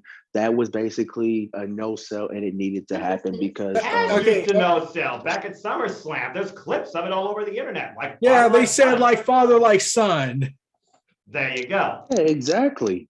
He's a star in the making. He's only 22 years old, guys. 22 years old. The ages of the incredible roster of AEW that they are grooming to carry the professional wrestling industry forward for the next decade or so. And I like to state for the record that no, sadly beat Tyler Bate at 19. There you go. I'm just saying. That is true. Well, anyway, let's go ahead and just talk all things wrestling like we always do. Let's go ahead and first look at the perspective of wrestling this year. We can look at the Forbidden Door that, of course, started last year in December through Kenny, Omega and Don Callis on AEW Dynamite winners coming last year. We could look at what companies we think have really risen this year, fallen hard. And we can really look at what wrestlers really stepped up and owned this year, too. I think there's so much to talk about. So I guess I need to say this. I actually know what's the worst wrestling thing to happen this year, and that's beside virtually anything WWE commits a horrible crime against humanity. Well, it is December, you want to know what I think is the worst thing that WWE wrestling ever had to deal with? What would that be? When the Tribalists took their drama with each other and brought it into reality. The fans sign at Rampage. Mm-hmm. Oh, yes. Yeah. I won't mention their names for two reasons. One, no publicity. And two, even though I despise how they act, I do not want to send harassment and death threats to them because, well, that's the internet, sadly. And that's also the internet corrupting you to sink towards stupidity and humanity's level. So kudos to you. Yeah, let's go ahead and not try to acknowledge the idiocracy, mediocrity, stupidity, and lack of conscious thinking and kindness in several members, if they are human, and that's the real names, of this so-called internet wrestling community. Let's go ahead and try to look at some good stuff. Let's look at the first quarter of this year. We had Edge come back, win the Royal Rumble. We had AEW Revolution. It set up a lot of big stuff, but unfortunately, people are always going to remember the blasted, pun intended, ending. And we also, of course, had the first WrestleMania with fans, and the first WrestleMania that really left very key touching moments, especially Bianca Belair versus Sasha Banks main eventing night one. What a moment for those two and women's wrestling, in my opinion. Those are just a couple of takeaways for me for the first quarter of this year. And I didn't even talk about New Japan Pro Wrestling that really kicked things off with Wrestle Kingdom, where we saw a hell of a never-weight title match between Shingo Takagi and Jeff Cobb, and Kota Ibushi finally ascending to the friggin' ultimate heights of the stratosphere. But also and then they wrecked it. Yes, also changing New Japan Pro Wrestling going forward forever. Yeah, I had to more like this. Out of every promotion, save for one, I think the pandemic really damaged New Japan Pro Wrestling status. Besides Ring of Honor and what happened to them. Yeah, and New Japan Pro Wrestling to me still does not truly feel the same without that audible noise by the fans. And you know the fans sometimes can't help themselves. They have to bring it out for a super huge moment. But them just being so quiet, it just hurts the value, in my opinion, of the product. It just hurts the value of the product, in my opinion. Jesus. Whoa, man. You got a hell of a dogs have run rabid. Fork, as Allie's dogs would say. Anyway, look, I'm going to talk about it. Just go along with me, all right? That being said, King, any thoughts you have towards what happened pretty much up to WrestleMania across any company or anything in wrestling? Let me see. Kenny Omega's start of his long belt collector. Well, not really start, but him being the belt collector, being the best belt collector. Get well soon, by the way. Don't come back in February. Take all. Yeah, there's been an update on that. Please don't. Go ahead and tell before I continue. Dave Meltzer, aka Independent Wrestling's PR spokesperson and AEW's public representative, has come out and declared Kenny Omega has no timetable. Now there's no timetable for him, so he's pretty much gone indefinitely. But it also means he can return anytime he wishes. And this is Kenny Omega we're talking about. The man that lives and breathes professional wrestling. Even To if the it would point kill that, him. yeah, I'm thinking Undertaker levels of insanity. Oh, yeah, that happened in the middle of that happened early in this year. Undertaker shooting everyone in the foot, but we'll get to that. Yeah, we'll get to that when we get to but but bad PR galore this year too. I'm sure we'll have plenty of news stories that you'll bring up. But go ahead and continue your thoughts, King. Oh, by the way, you did bring up a key thing about Kenny Omega bringing Bullet Club back in Impact Wrestling, as he did show up at Hard to Kill. Yep, with the Bullet Club Halloween T-shirt, which New Japan did not know that they was going to do that, but I guess miscommunication on that part. But I'll be right. Let's see.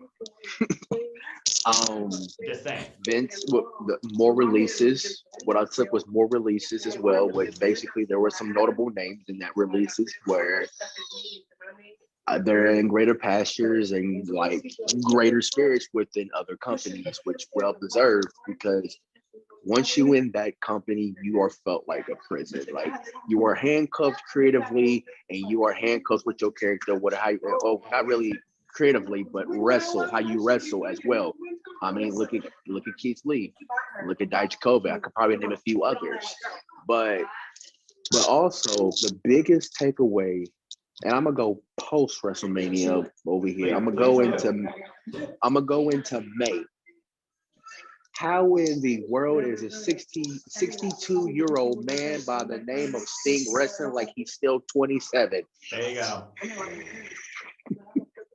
The WCW legend himself, encouraged to wrestle by one of the brightest, young, and reckless wrestlers going today, Darby Allin. Darby Allin. If it wasn't for Darby, I don't think we would have had Sting wrestle.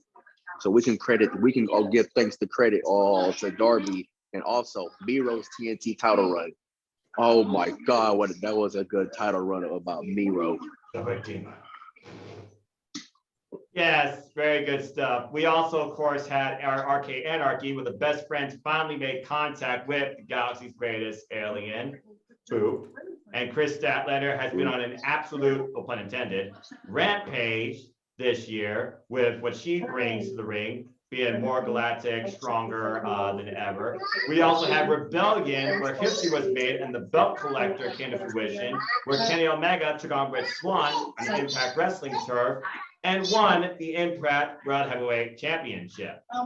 We also had the destruction of the Fiend at WrestleMania. Yeah.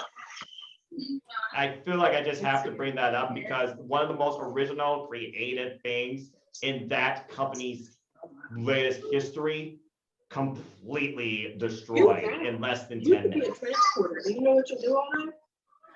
And the sad part is the other person that was involved is getting all the blame for it. And all she's doing is her job, who, for all we know, was heavily influenced by Bray Wyatt when it came to her character direction and the collaboration. And you know who I'm talking about, but I'm not going to say her name because my device is over there in the corner. You all shut up.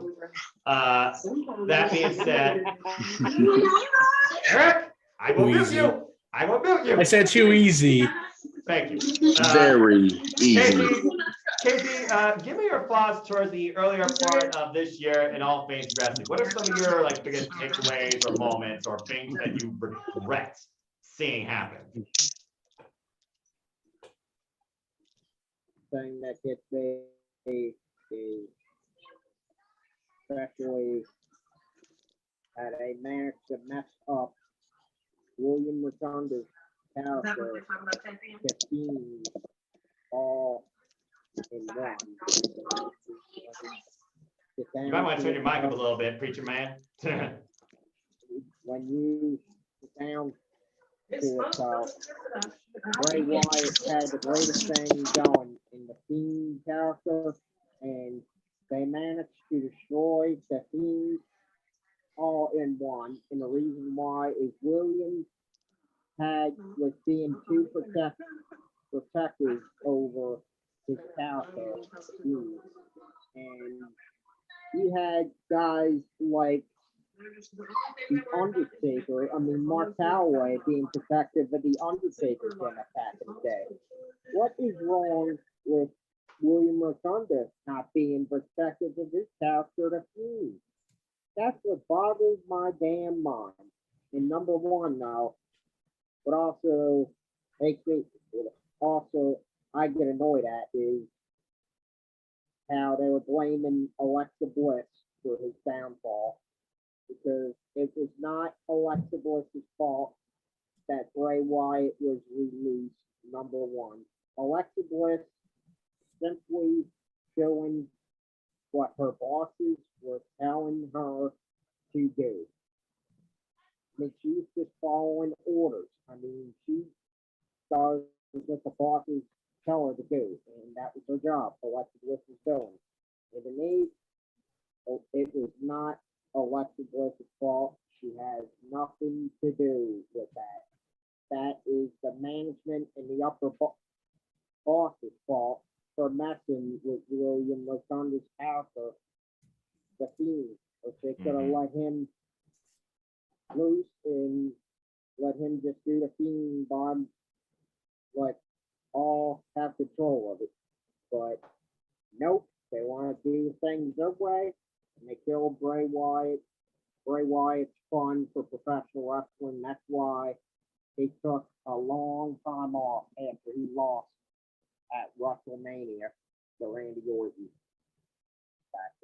back in April. Yeah, back in April, where God tried to stop the show from happening, trying to get Vince back from 2006. What they were freaking stuck in a lightning storm. What the hell? You reap what you sow, in my opinion. But I digress. We also saw this year a virtuosa own the professional wrestling industry. And will she reign again as a belt collector in her own right? There you go. Or cross through a forbidden door? We'll have to wait and see. We may have seen the rise of a new hardcore legend in Dr. Britt Baker, DMD, don't forget it, as she took on Thunder Rosa in a match to remember, an unsanctioned match on AEW Dynamite during the pandemic back in March at St. Patrick's Day Smash. We've also saw Karashida try to bridge Joshi Pro Wrestling in Japan with AEW during that eliminator tournament, and she reigned for a whole year. And then the doctor finally took her seat on the throne, and now we live in the era of DMD. There's been so much going on in all things wrestling, as we saw the rise of the Empire, the Will Ospreay, claiming the history Kota Ibushi started back at Sakura Genesis, but also the booking moves this year by Gato, including the out of nowhere cutter on BF Priestley, when he said, "I'm willing to do anything for this title." I was like, what? And then, of course, we've seen how this belt, maybe this IWGP Heavyweight Championship, has been more of a curse than an actual sign of better things to come. We've also, of course, seen so much of Impact Wrestling, which I think has had a really good rise this year, and GCW, which in my opinion has been the promotion to watch this year for a number of reasons. So much more. Eric, do you have anything on your mind? Okay, so the Bray Wyatt debacle. Yes. I every time I look at what they did to Bray Wyatt, to Rotunda, I'm thinking this is literally the straight edge society all over again. You took this great thing, and then you said, we can wreck it. Well, you count how many times they've done that with something. I'm just saying. Yeah, but here's the thing. The amount of times they screwed Wyatt over. He got the Wyatt family over. Nope, we got to screw that up. He got himself over. Nope, we got to screw that up. We got the Fiend and Firefly Funhouse over. Have Seth burn it down and use a DQ in the Hell in a Cell match. He got himself back over. Goldberg did it. And then they did the Firefly Funhouse match, which was awesome. And then they were like, Roman's back. We got to put the Tribal Chief over. There you go. Yeah, and Yeah. The only thing and the most protected thing in the WWE. Yeah, and with okay, I told you guys this earlier. I gotta ask, what did you all think of the final quote budget cut WWE pulled? The COVID testing removal. I knew they were going to pull something out of the bag. And again, it's the start 2022. Like, what did you all think when you heard that?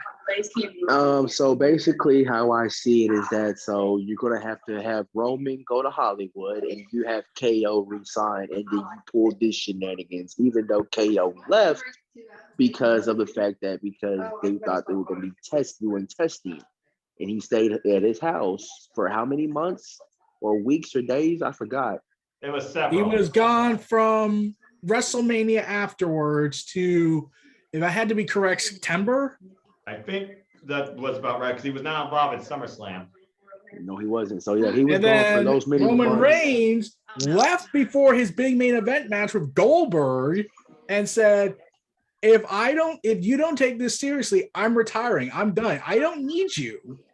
Exactly. But look here we are now when we're going to go right back to square one with the situations.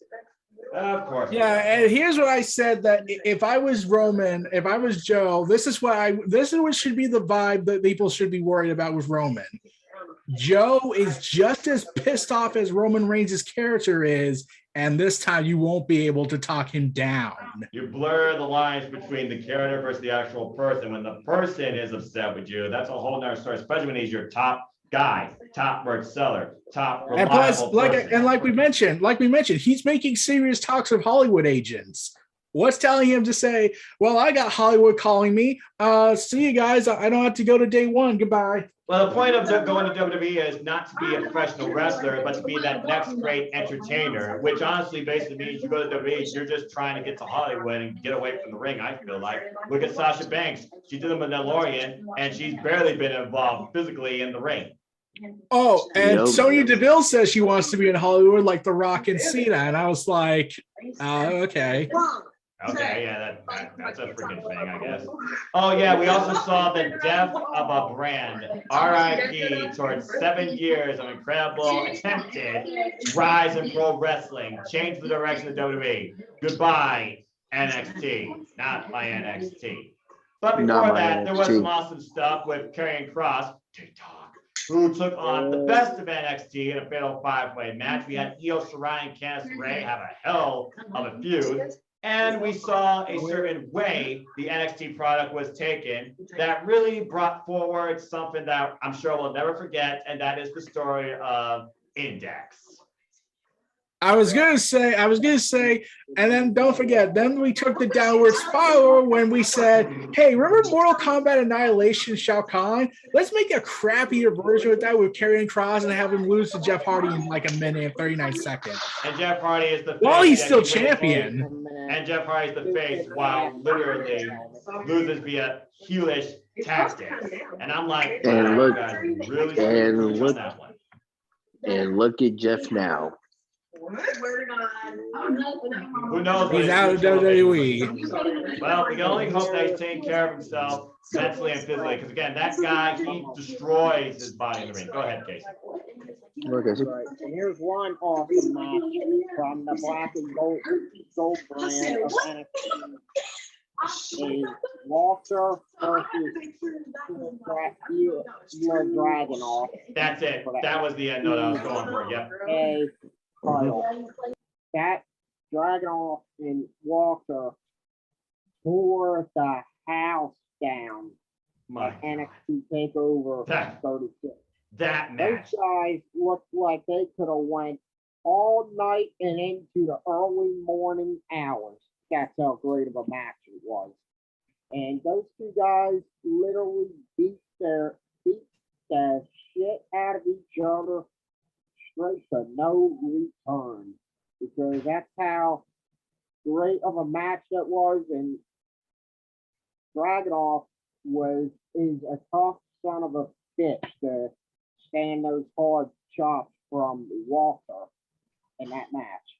And Walter versus Dragunov, my honest opinion, that is match of the year from NXT TakeOver 36 for the NXT UK title. And there's another match of mine.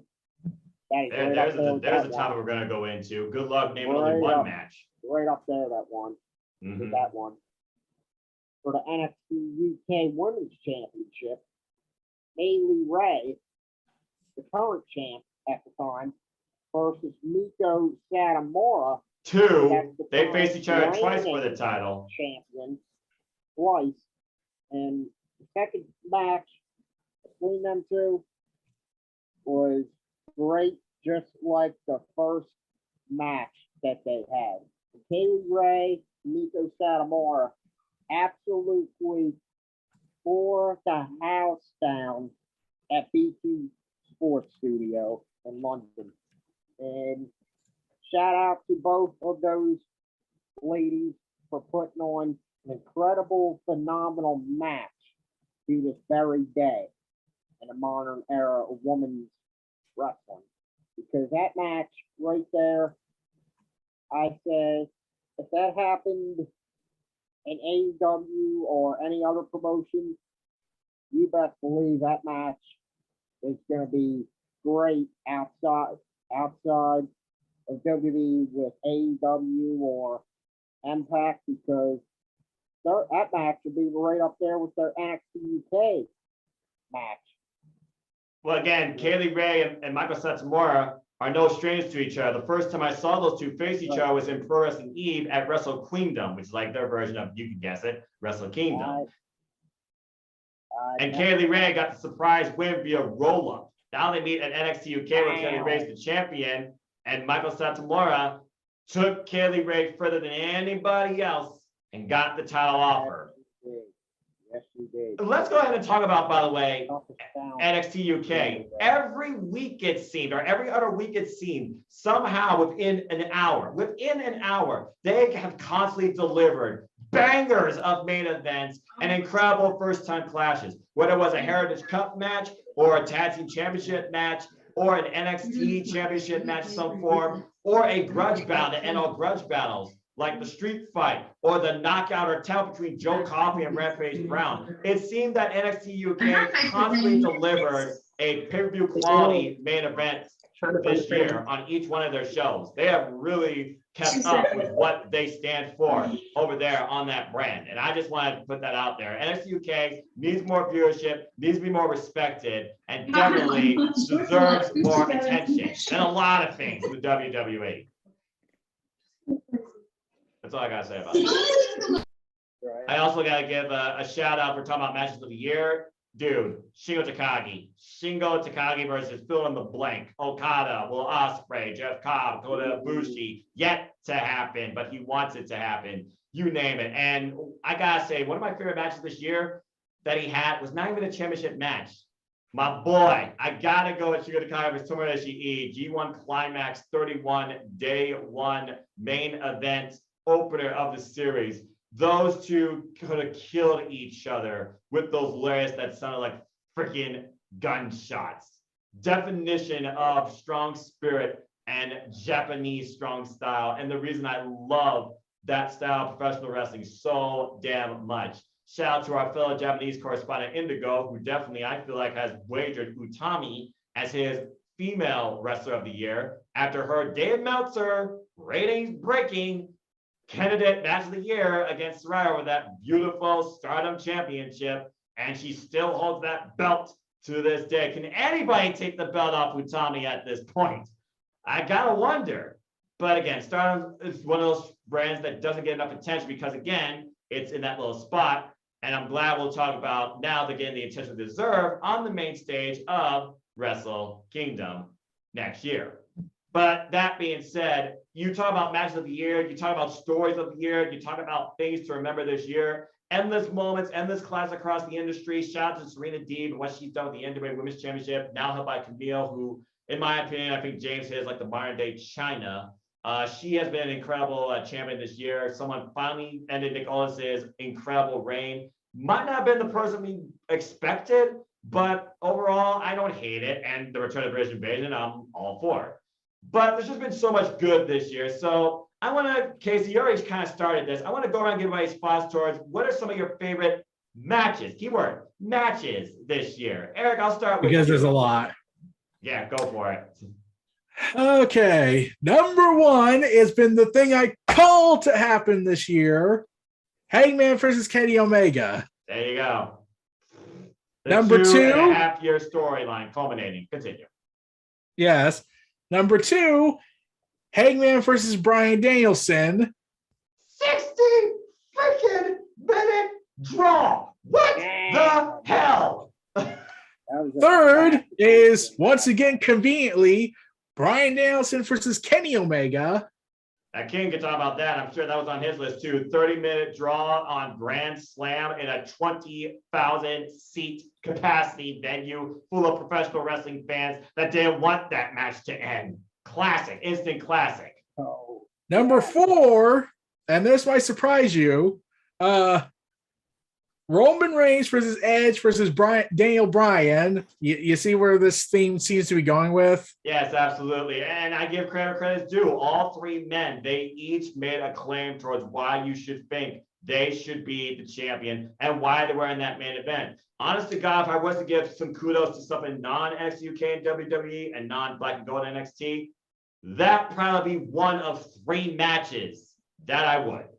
And number five in my top five, Thunder Rosa versus Britt Baker. Of course. And again, we're all waiting for the culmination where we believe that Thunder Rosa will be the next AEW Women's World Champion. While we've seen Ty Conti, go forward and had an incredible effort, but lost, we also saw Chris Statlander pull out more emotion than Orange Cassidy. I think Orange Cassidy had. I did not think that was possible. In a hell of a battle. And we've also, of course, seen the return of Ruby Soho, who had a pretty good bout on Grand Slam as well, as Dr. Britt Baker now looks to. And I have something, and because WWE has made colossal mess ups this year and that last year, let's go ahead and do something a little bit different.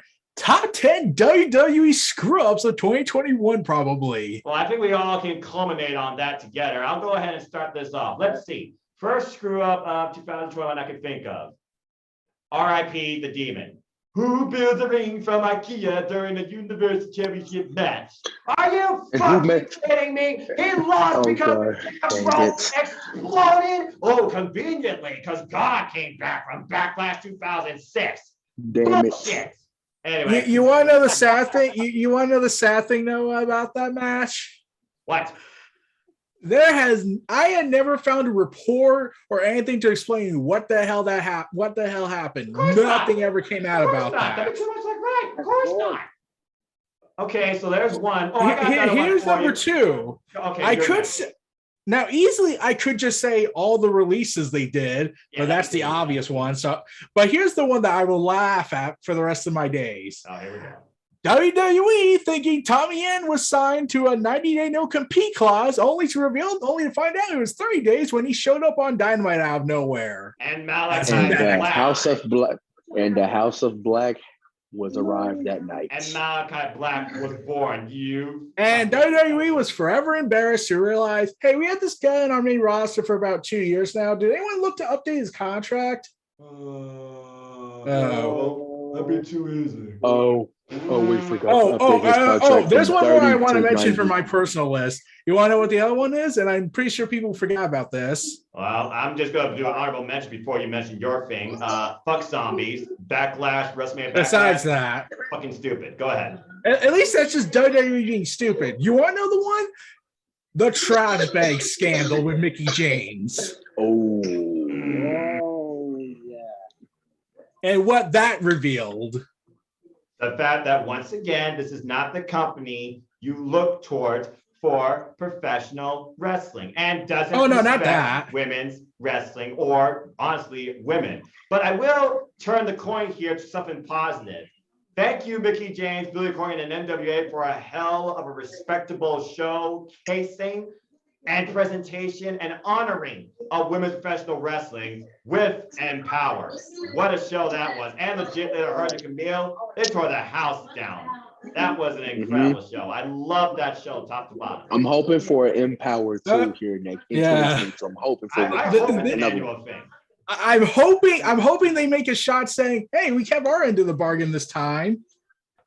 Well, I mean, also Impact, they did their Knockouts Throwdown, which brought back Mercedes Martinez to the professional wrestling scene, now being more involved in Impact. We also saw Masha Slamovic take on Diana Purrazzo, and the women honoring a late great loss, Daphne, in a wild Monsters Ball match where Kimberly definitely represented Daphne Proud the most, I think, during that match. One of my favorite wrestlers to watch this year, for sure.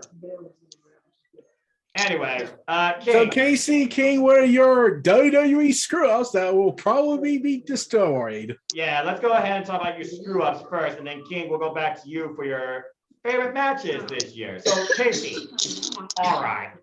When did WWE fuck up the most for you? All right. I'm gonna here's one of my ones. It's gonna be Karrion Kross, number one. Because how in the hell could you mess up a guy like this by putting on a stupid ninja helmet on him and bringing the dude out in suspenders like he's wearing a Go Ninja, go Ninja, go, go. shirt. Like he's wearing a suspender shirt. Then you take away Charlotte from being his manager, then away his smoking lights, and think, oh, it's all gonna work. It's all gonna work out. It's playing out. Well, how did that go? Didn't go so well, did it? You literally fucked the guy up because he had a perfect gimmick where he came out with Scarlet, excuse me.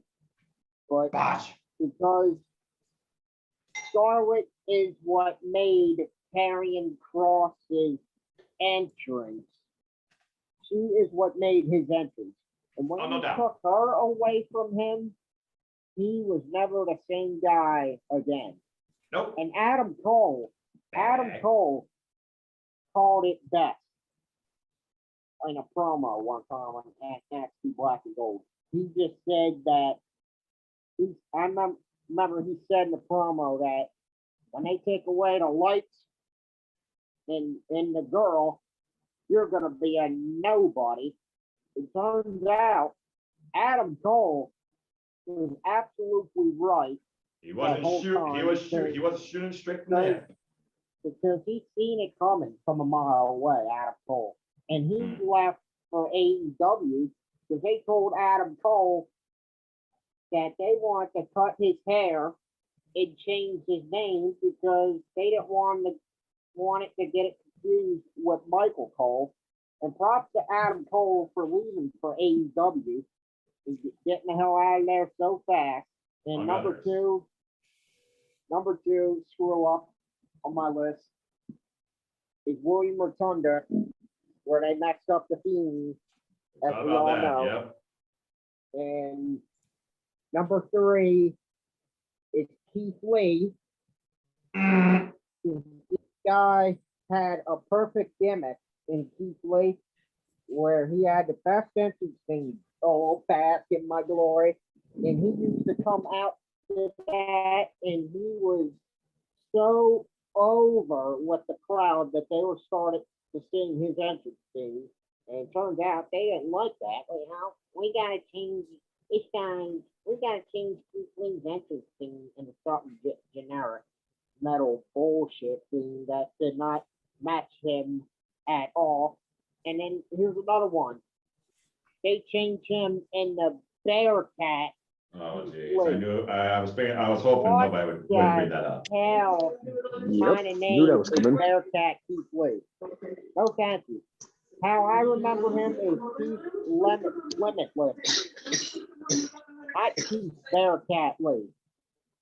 And number four, that is right up there, is Dominic Dijakovac, where you changed his name to T-Bar.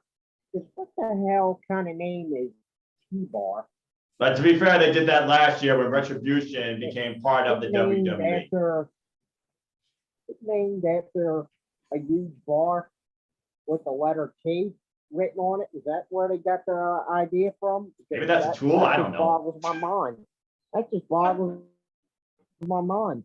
And number 5. All right, this will round him out. Number 5 screw up of all time. In your opinion?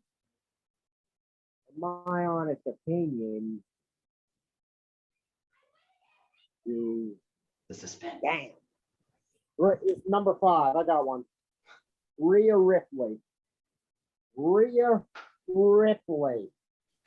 Yep. How could you mess up a strong woman who can play who has the capability of playing a badass to perfection in this brutality role?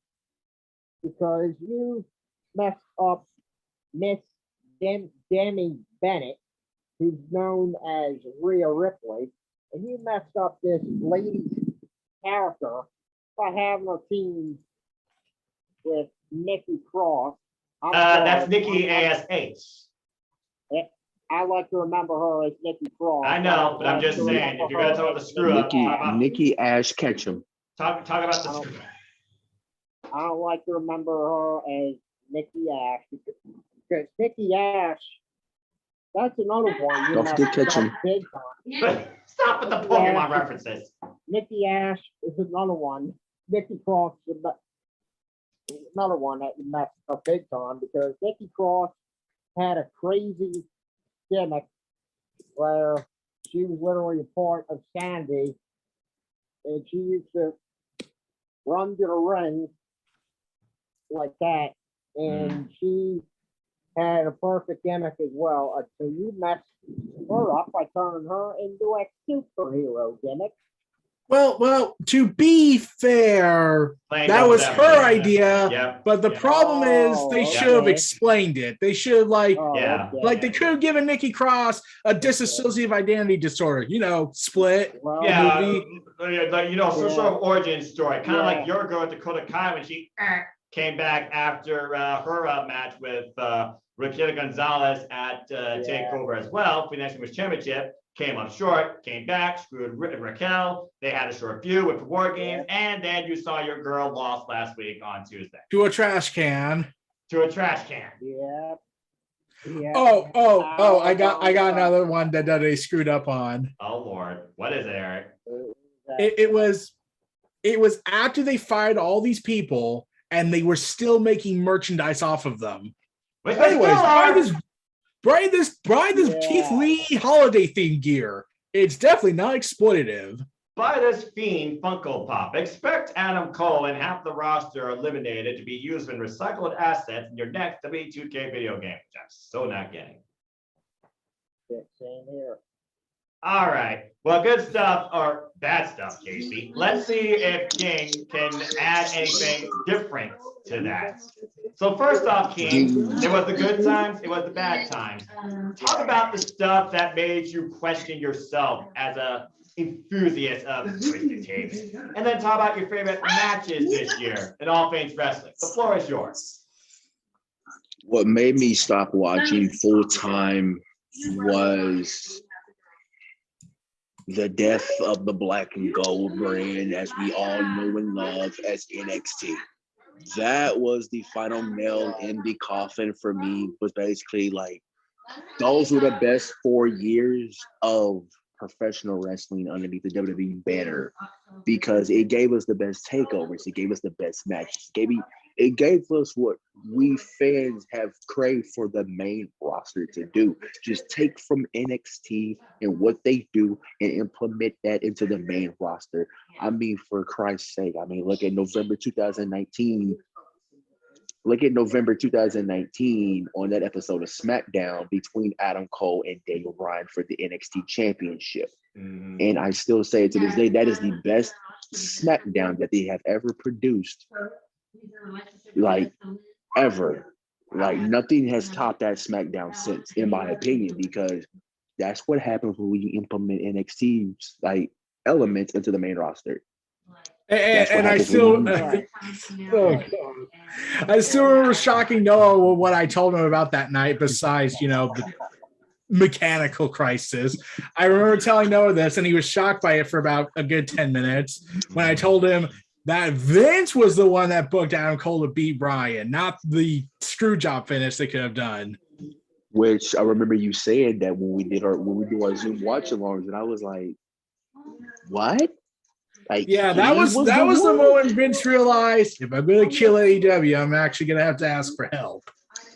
Yeah, the moment that he realized he is vulnerable, and he hasn't realized it since. Continue, Ken. But it's like when you but yeah, the death of the black and gold brand, when they want to do Nickelodeon Kids Choice Awards color slime paint NXT 2.0. My eyes. Like you took from what Ciampa said, because I still remember when he cut that promo against when it was him, Riddle, and Keith Lee, and it was in the ring with the OC. And I remember him saying, "Boys, welcome to the main roster." Damn right. And what you think about it, NXT was our third brand. That was the third brand that could literally make sense out of all of this, out of all the mess that we had to hear about for Mondays and Thursdays at the time, Mondays and Tuesdays at the time, whenever SmackDown was on Tuesdays. Yeah. So that was our our medicine for professional wrestling under the black and gold era. That brought us joy. That's what brought us talking about our favorite matches, our favorite memories, our favorite tag teams, our favorite superstars. We can just literally go on for hours about. And now let's transition into my top 5 matches of this year. Good luck, this dude. one. Oh, I've had a top 5, and I'm surprised none of you have said this. Number 5, I'm going with Kazuchika Okada and Buddy Matthews from Battle of the Valley in San Jose. Oh, all right. I like that a lot. An exhibition match. Number 4, Kenny Omega and Sami Callihan from Slammiversary, which you saw there live. I did. Hate you for that. I still hate you for that to this day a little bit. I fucking got to call V-Trigger live. That was awesome. Anyway, continue. Number three, I gotta give it to Omega and Danielson. I give the number 3. The ultimate dream match of 2 men in a white shirt, just proving who the greater professional wrestler is, and it still isn't settled. Number 2, oh my goodness. Number 2, I'm gonna have to give it to GCW on this one between Moxley and Gage. Yes, for the GCW Heavyweight Championship. God, those two killed each other. And Mick Foley was there for that match. Imagine Mick Foley just basically saying, you know what? I love doing this. But number 1, it's obvious. All Out 2021 steel cage match between the Young Bucks and the Lucha Bros. 2 pair of brothers that literally will kill each other to outdo one another. And literally they nearly did. And the Lucha Brothers dethroned the Young Bucks at All Out for the AEW Tag Team Championships. With Mikey Ruckus performing their song. Which Mikey Ruckus had me hyped, and I was going for the Bucks, but dang, did he had me hyped on that entrance. You can't argue with the storytelling, with the hype, and with the risk both those teams took inside, keyword, inside that freaking steel cage. Good God. Yes, and Matt, from one Nike Air Jordan connoisseur to another, Don't put thumbtacks in them Travis Scotts ever again. Do not put thumbtacks in them Nike Air Jordan Travis Scotts ever again. Don't do that. That's ruining a good shoe. That ruins a $475 pair of shoe. They can afford it. They can afford it. They were going back to the PWG roots. But King, honorable mention. What was one of your favorite women's matches this year? Honorable mention. And y'all haven't talked about this neither. The trilogy of Serena Deeb and Hikaru Shida. Yes. I actually am a little surprised you didn't mention Serena Deeb versus Rio for the NWA Championship. Yeah, that was the opener too. That's a close segment. When they finally had fans back in attendance.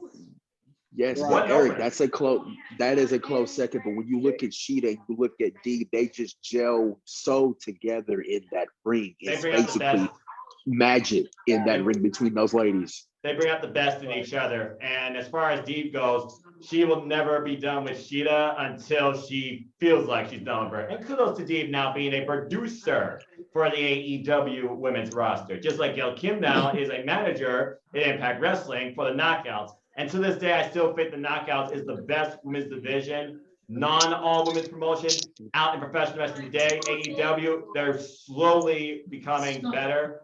And I really think there's huge potential, especially with the TBS Championship now in existence. We have no idea what to expect with this title. Will it be treated like the TNT title for a women's side? Will this be used to introduce the Forbidden Door in women's professional wrestling in AEW? Especially with the fact, guys, AEW, they moved to TBS next week. The TNT era for Wednesday Night Dynamite ends this week. That's right. Kind of wild when you think about it. All right. I got top 5 matches of mine. All right, go for it. Number 1 on my list is I gotta give it to Kenny Omega, Bryan Danielson. I don't think you can top that match, honestly, because of the outrage, because of the connection, because of the two wrestlers involved. Number 1, because that match is literally a masterpiece from start to finish. And Kenny Omega is called the best bout machine in wrestling for a reason. And Bryan Danielson, the American Dragon, believes he's the greatest professional wrestler. And Kenny Omega, I gotta give it to him. Guy goes out there and gives it 100% and makes sure a match is literally perfect. That's the kind of guy Kenny Omega is. He's literally a perfectionist that wants to have a great match. And number 2, Deonna Purrazzo versus Mickie James at Bound for Glory. And the day the Virtuoso was dethroned. That match, women's match, was pretty damn awesome between those two. Mm-hmm. Both of those ladies absolutely killed it that night in that very ring. And number 3 is Kenny Omega, Adam Hangman Page for the AEW World title. Combination. The combination. Kenny Omega. I mean, he was working with a bad shoulder in that match. And he literally pressed the hell and out knees. And knees. It's pretty much, he was like a walking medical, like, skeleton, pretty much. And we thought Hiroshi Tanahashi was broken goods. Right. He literally impressed the hell out of all of us that night versus Adam Page for AEW World title. And number 4 is Walter versus Ilya Dragunov. Yes, the end of the black and gold takeover. General. UK title at Takeover 36. Those two absolute. Oh my God, that match! For the hard hitting, down. Power, just Hitting or fair. Jesus. Those guys did not stop going. They could literally wrestle at 12 or 1 o'clock in the morning. That's how great of the Yeah, until either broke Walter's neck nearly. I have an honorable mention to add to that, and I don't think anybody has said it. And this is what it's basically still boggles my mind how we got it on free YouTube television. Yeah, I know what you're gonna say. Damn it, go ahead and say it. Brian Danielson and Minoru Suzuki. Casa Holy hell. I didn't even think of that. And what a war. Damn. Okay, I gotta ask. Go ahead. Who's worthy of wrestler of the year? Brian Danielson, Daniel Bryan, or Kenny Omega? I knew he was going to get down to this. I said we're going to talk about all things wrestling in a retrospective. We just talked about matches, and let's face it, there are at least hundreds of matches we can mention that are great, but only so few go beyond that where you're like, my God, this match will be remembered for all time. And I think you guys covered a pretty good scope of that for men and women and the tag team match of the year, in my opinion. The only one I would put next to that is freaking Dangerous Tekkers versus Naito and Sonata at the freaking Grand Slam in Tokyo Dome, but I digress. Now, wrestler of the year, holy hell. All right, let me talk a little bit for a moment. Let's look at the wrestlers we're talking about here as a whole. Kenny Omega, the best belt machine, the belt collector.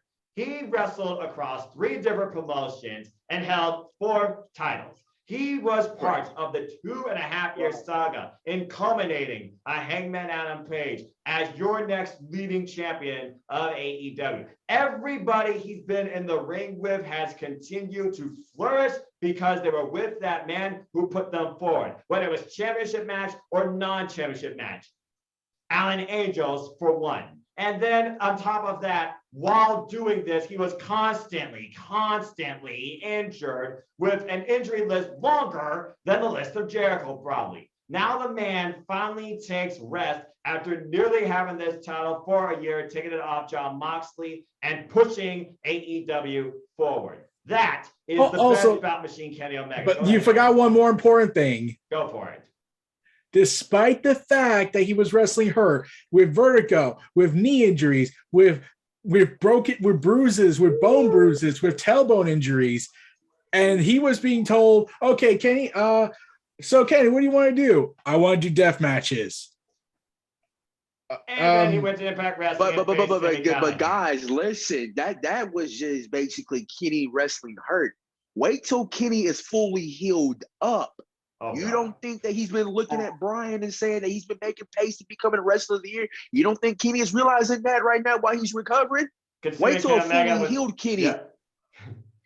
Considering Kenny Omega was PWI's Wrestler of the Year, well done, deserved. And might I add, some of the matches he had while he was a champion in some promotion, Moose, Sami Callihan, Orange Cassidy, and Pac in the same match, I might add. And then he would later fight Jungle Boy. He would fight Christian Cage. He would twice. He would fight Andrade. Andrade was the one I was going to mention because my God, that match at Triple A for that Triple A. And then you had Ric Flair. And then you had Ric Flair show up and chop Kenny Omega in the middle of a Triple A ring. Who would have thought you ever see Kenny Omega and Ric Flair in the same ring, though? I'm just saying. And let's talk about honorable mentions for the Mega Championship. In the very beginning of the year, he took on Rey Fenix. Yes. And that is a match people need to remember for so many reasons. My God. That is Kenny Omega. Now, you talk about some other wrestlers. Let's talk about the American Dragon, Bryan Danielson, a.k.a. Daniel Bryan. The man that's been in action all year, half of it from the WWE, half it from AEW. Eric, I believe you want to talk about this retrospective. Go for it. Okay.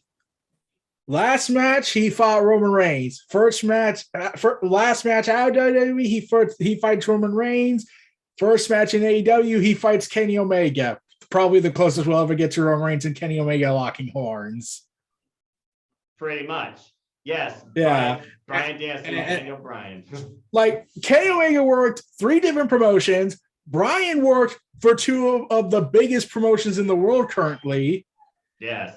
which is saying. And many believe he gave Roman Reigns his best match of his Universal Championship reign and one of the best matches this year in WWE. Maybe that's a stretch, but then again, you know the working with these two. But he definitely pulled all the stops out on the road to WrestleMania and in that triple threat at WrestleMania as well. And then, like you said, he came to AEW and AEW All Out. And who was the very first person he went after? Fucking Kenny Omega himself. And those two had a 3-minute draw. There's actually a third guy I can mention for Dark Horse of the Year. Go for it. Dark Horse of the Year, I feel like, I can't believe I'm going to say this, goes to Matt Cardona. You know what? I gotta admit, the guy that is the most underrated probably in professional wrestling. He set himself an Impact. He made a name for himself in Impact Wrestling. He made a name. He pissed off GCW. Yes. Yes. And he even said, thank you, WWE, for my developmental. WWE was my developmental. And now he's going after the NWA 10 pounds of gold. He literally is trying to take over, pun intended, the wrestling industry. Honorable mention I would give Matt Cardona. But there's another honorable mention. He's currently trying to become the new belt collector, Will Ospreay. Will Ospreay. The leader of the United Empire that rose this year. Started off with a match of year candidate against Rainmaker Kazuchika Okada. Go ahead, Eric. I got someone better. I got someone better for honorable mention. Yeah, we got a few, I'm sure.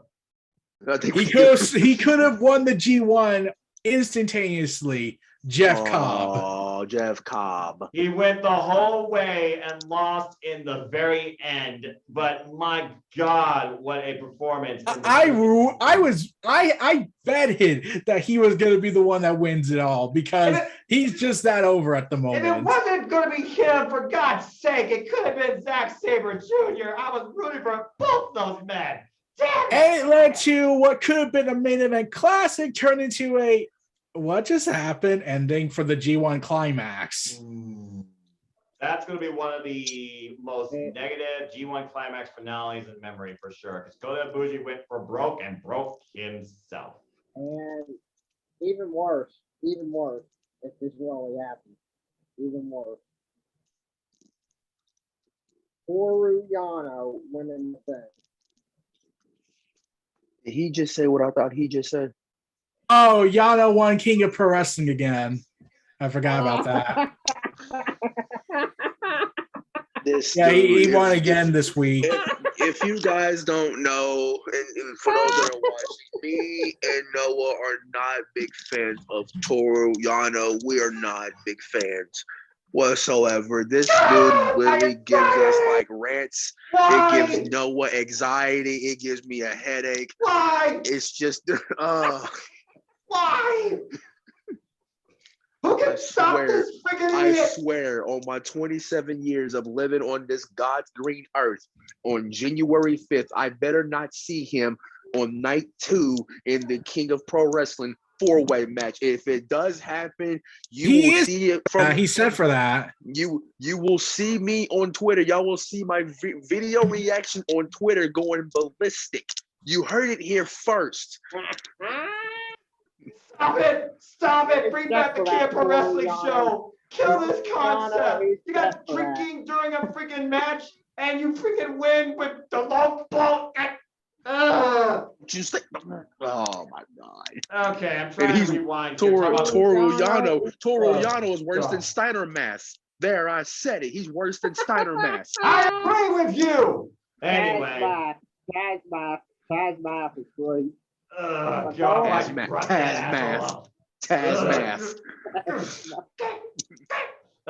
Anyway, okay, so we got Brian Danielson, Will Ospreay, Kenny Omega, Jeff Cobb, fuck Toru Yano. I'm going to put some respect on the women's side, and I definitely say she may not have been fully in action this year, but she has been the mainstay focus of AEW this year in more ways than I can count. That's Dr. Britt Baker, DMD.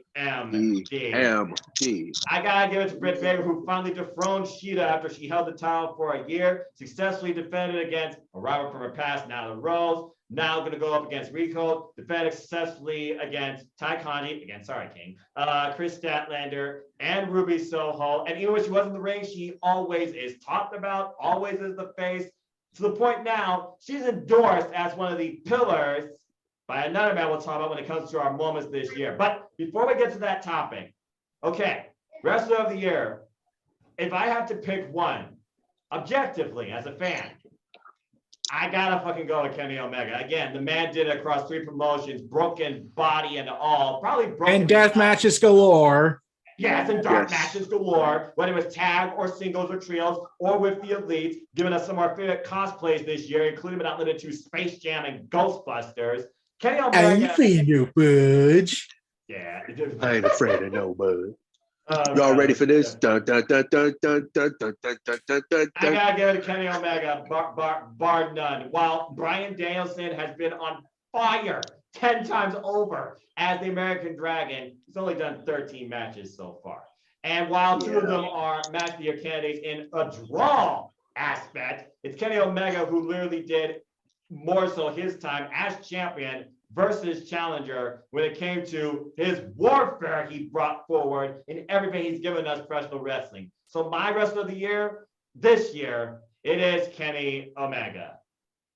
Casey, you're next. Who is your objectively wrestler of the year? So I got to go with wrestler of the year. It's definitely, I'm with you on this one, Noah. It's Kenny, by God, Omega. There you go. Because Kenny Omega tore up his body to go into the different promotions for the Forbidden Door, and he gave us some of the best matches of his in-ring career, all while working hurt. And he defended all these titles and gave us instant classic matches from start to finish that were all masterpieces. And for that, I have a lot of respect for Kenny Omega, and to do all that is very impressive on what Kenny Omega has done working hard, because not a lot of guys would do that like Kenny Omega. Push themselves that far either. And I mean, so therefore I gotta go with Kenny Omega on wrestler of the year, because in my honest opinion, I think you'd be out of your damn mind if you do not pick Kenny Omega for wrestler of the year.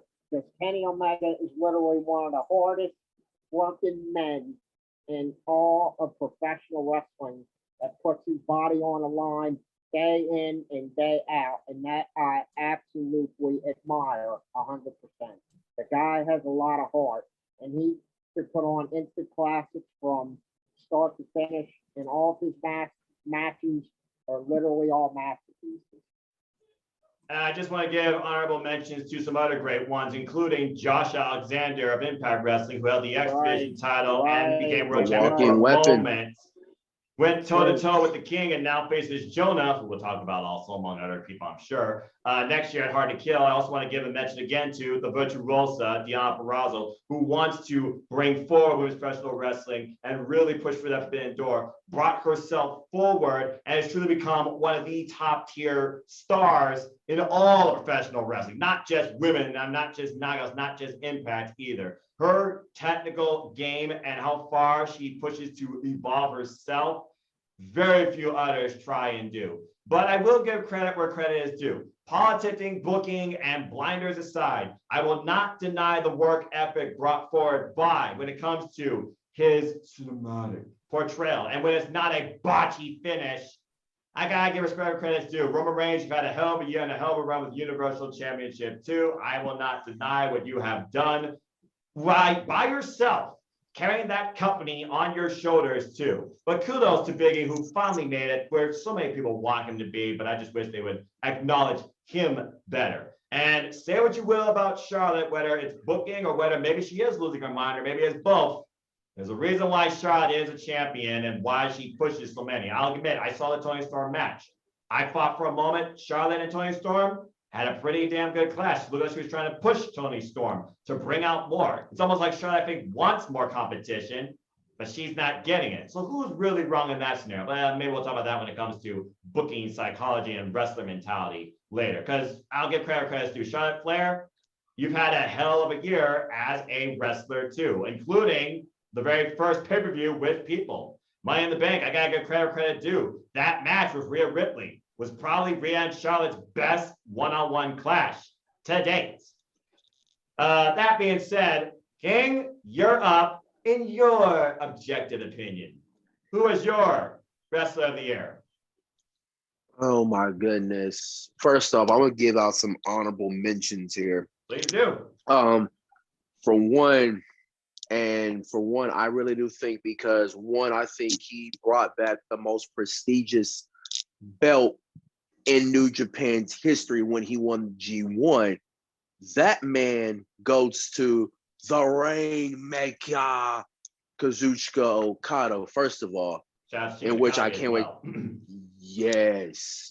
And when I first saw that he brought back the prestigious IWGP Heavyweight Championship of the world, I was yes, the best belt. Oh my God, I was like, this is why he knows his stuff.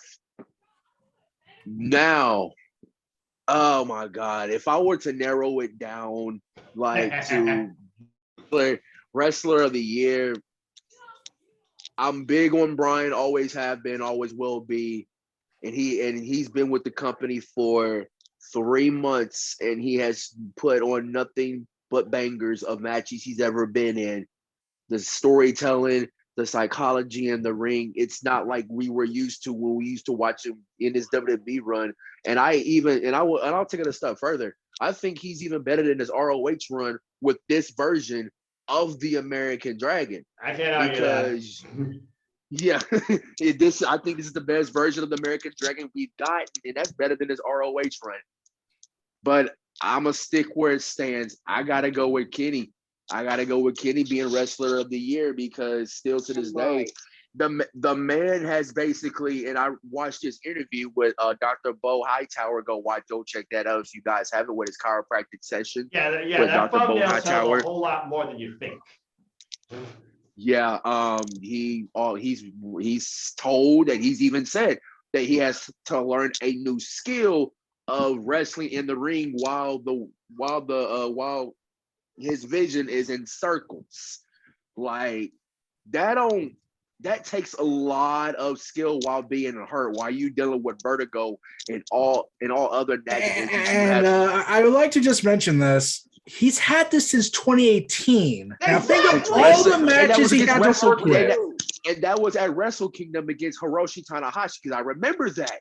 Yeah, I remember that match. Yes, so he came out one last time as the IWGP champion. Yep, and to think you've been dealing with that for 3 years, and you've been learning that new skill to basically wrestle in a ring while basically your vision is moving in circles. That takes a lot of freaking skill while doing it hurt at the same time. And that's why I think people that are now realizing the greatness we have of Kenny Omega, when we need to appreciate it more and respect it more while he's still wrestling, while he's still here and giving us fans the best pro wrestling matches that he could possibly ever to date. Because like I even said earlier, if that's basically I wouldn't say broken down, but a hurt and nagging injury Kenny Omega, can you imagine 100% Kenny Omega again? Like, I don't think AEW's ready for that.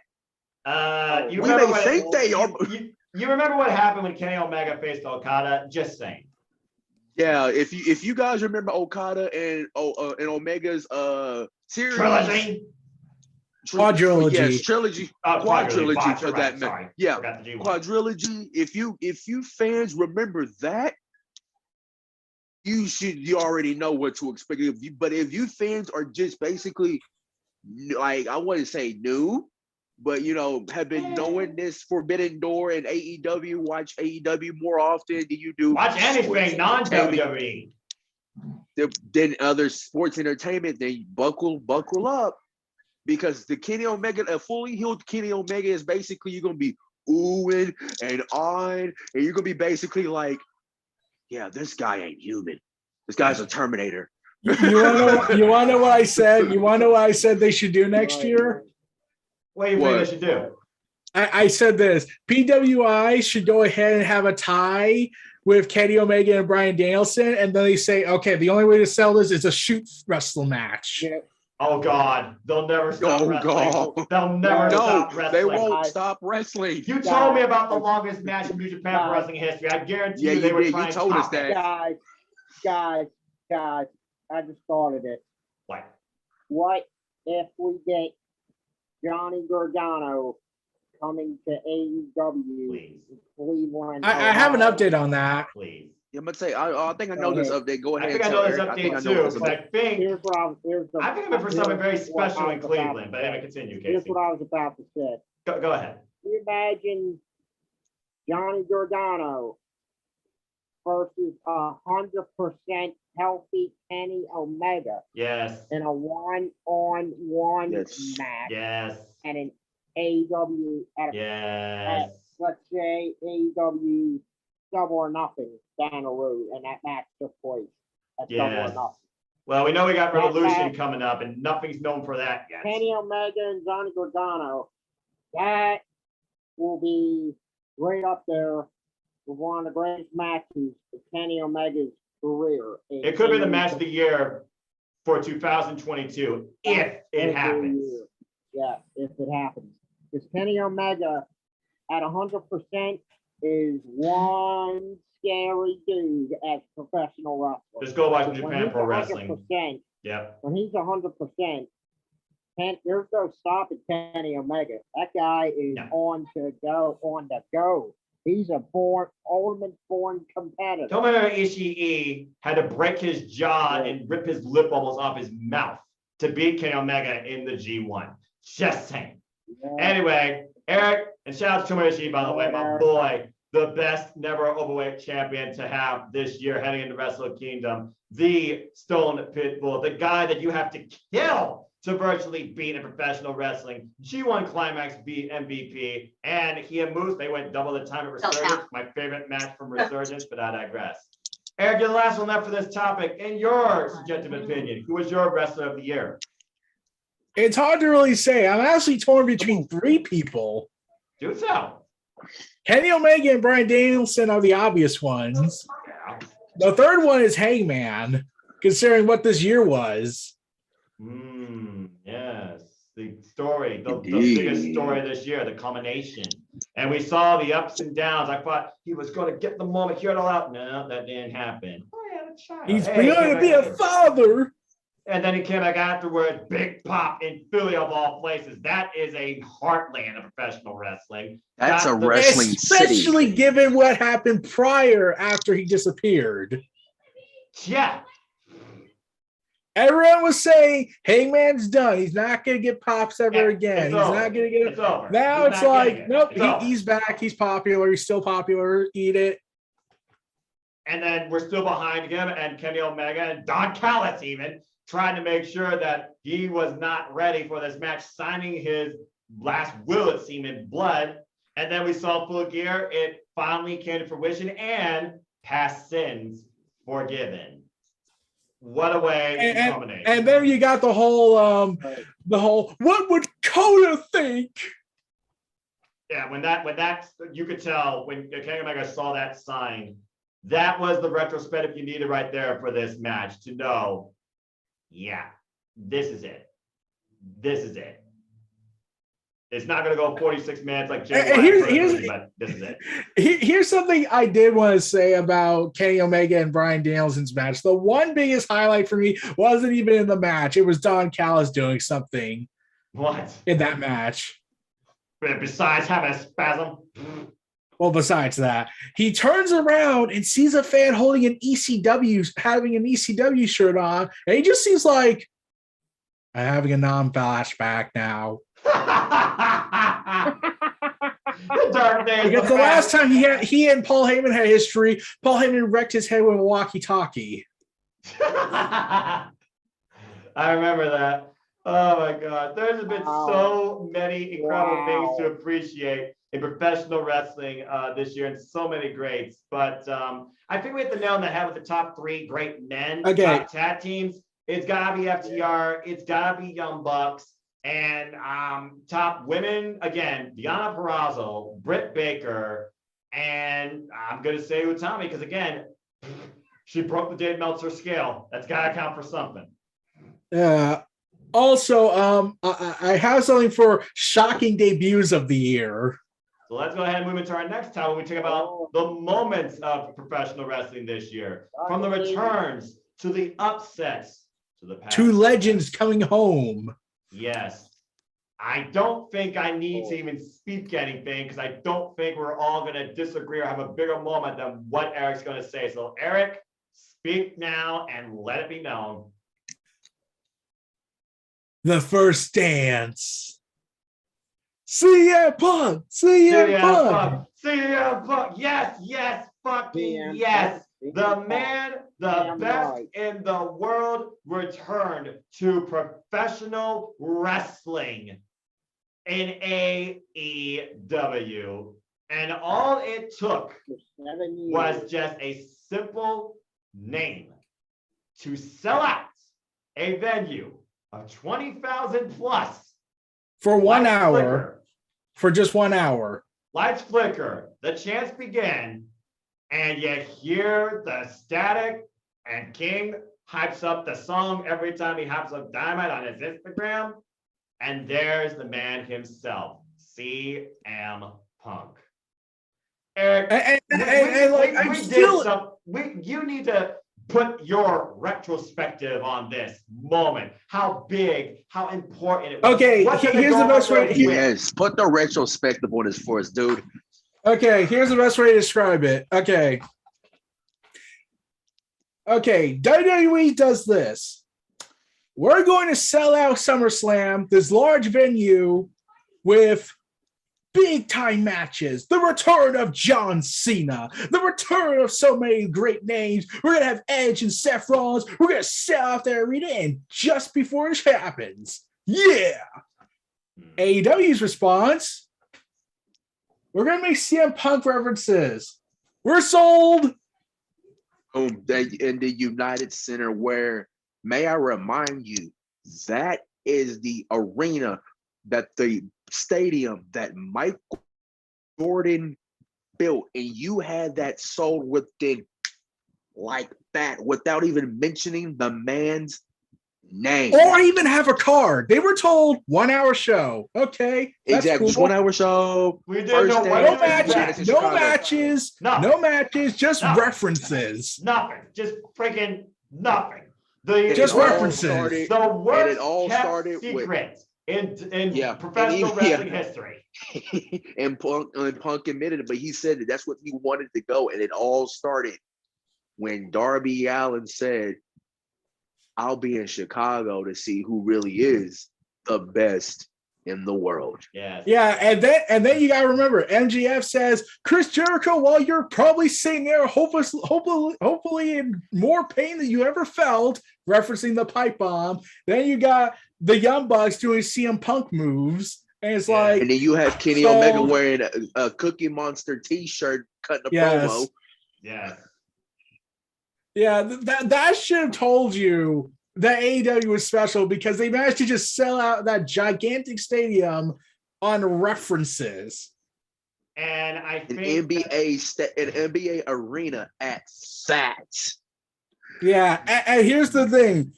They haven't had a big wrestling venue match like that since the SummerSlam of yesteryears. Yeah, back when they were short and relevant and actually worthwhile. But instead, you got the biggest moment, in my opinion, of 2021 professional wrestling, CM Punk returning. And yes, you just feel the entrance. You feel the energy. You feel how important and big it was. The emotion. That place shook its foundation with the fact. And the fan cries. Oh, and basically broke the Guinness World Record of big loudest pop in a crowd. Yeah. Oh, and we all hate Lex for this, that he was there. Yeah, we kind of hate him for that. Look, let's be honest here, though. Each one of us has had a chance to witness and enjoy live professional wrestling history in some capacity. I saw some adversity where I got to see Thunder Rosa, Deon Purrazzo, Sami Callihan, Kenny Omega. Speaking of that, there's actually a number 2. Well, I know it's not the only one. I'm feeling that should. I know. Okay, so speaking of wrestling, there's actually a number. For my top 5. You know, several are obvious, but here's the one that actually is number 2 for me, and this is the shocking one. Okay. Yeah. Switchblade at Slammiversary. Yes. Oh. Yes. And the day that King's reign started going haywire because the Bullet Club Civil War was teased, and in my opinion, still teased because still is teased. GOD showed up at Resurgence, went face to face with all Good watched Brothers. And King had a moment. Everybody. And King, yes, GOD I did. is not booked for Wrestle Kingdom. But guess what? That's not the only thing I got to worry about, guys. Remember, Noah, you said it at the start of the show. 2022 is a tricky year for me because now that Kyle O'Reilly has inserted himself into the picture, we could go two ways. And if y'all watched Being the Elite this morning, Adam told Matt and Nick saying, I still have unfinished business with Kyle O'Reilly. So we can go 2 ways. We can go Adam for Cole versus Kyle O'Reilly, and we could pick up where we left off from NXT. Oh, Lord. Or there's going to be another Civil War happening, an elite Civil Warfare happening between when Kenny comes back. We have Kenny and the Bucks versus those 3 men. Wait, King. I can make it worse for you. Yes, he can. Oh, good. Yeah, I know he can, but go ahead and lay it on me. Undisputed Elite versus the Elite versus versus Bullet Club, Jay Whiteo and the Tongas, Guerrilla of Destiny. Look, here's the thing, and I just want to bring this up as a retrospective. J.O.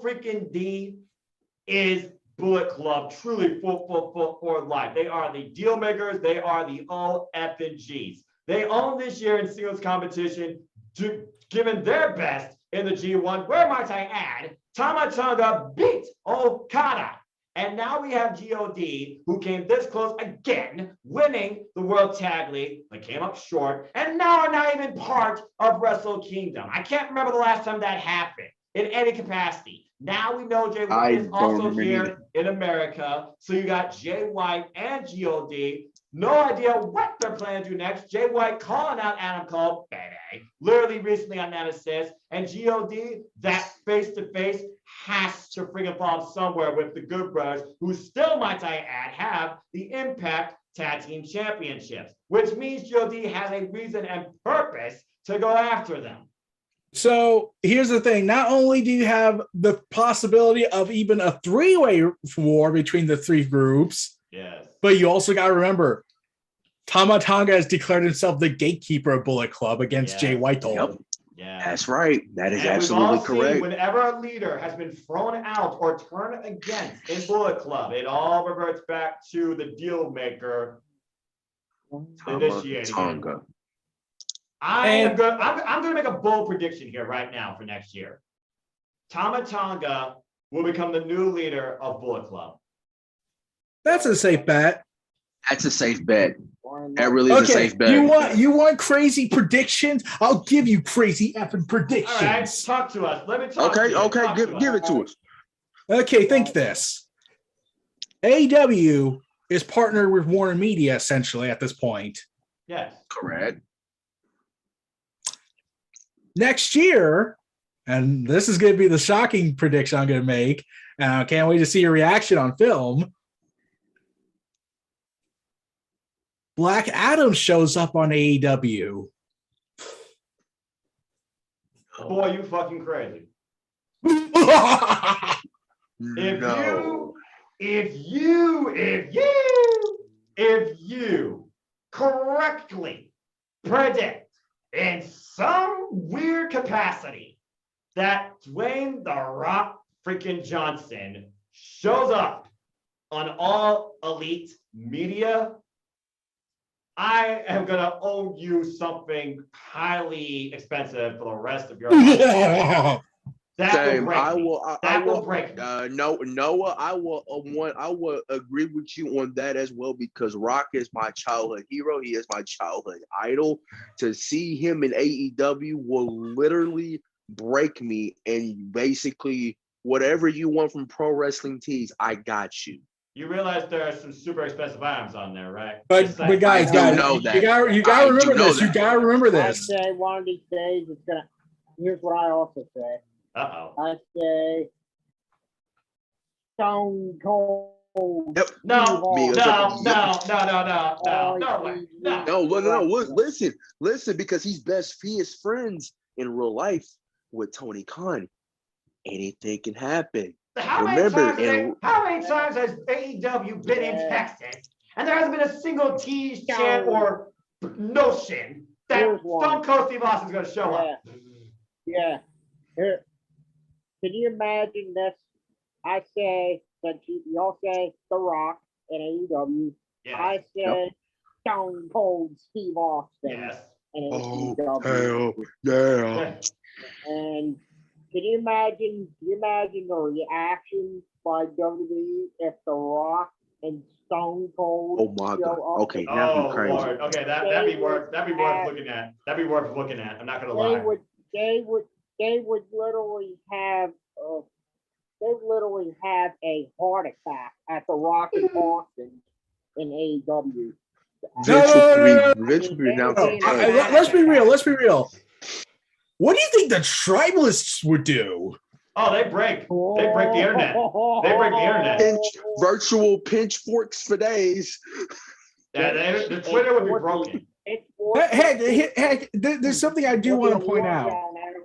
Go ahead, Eric. Because after that, I got something to say since we talked. You want to know why I think it's more likely, besides The Rock having deals with Warner Media to be Black Adam, and therefore they could do that.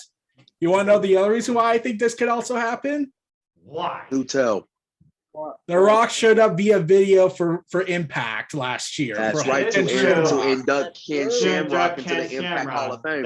That's true, but that was video, and that's due to connections that Ken Shamrock and The Rock had. We all remember Ken Shamrock and The Rock from the But it still counts. It still counts. Hey, WWE couldn't even get him for Survivor Series, and that was his 25th anniversary. Yep. Yeah, I know, right? And AEW pulled off Shaq in AEW. No. You want to know what they pulled off? You want to know what they pulled off? And this is the most respectful thing I can say. They pulled off. They made Martha let her walls go down regarding wrestling. Yes, they did. That's respect to Owen Hart.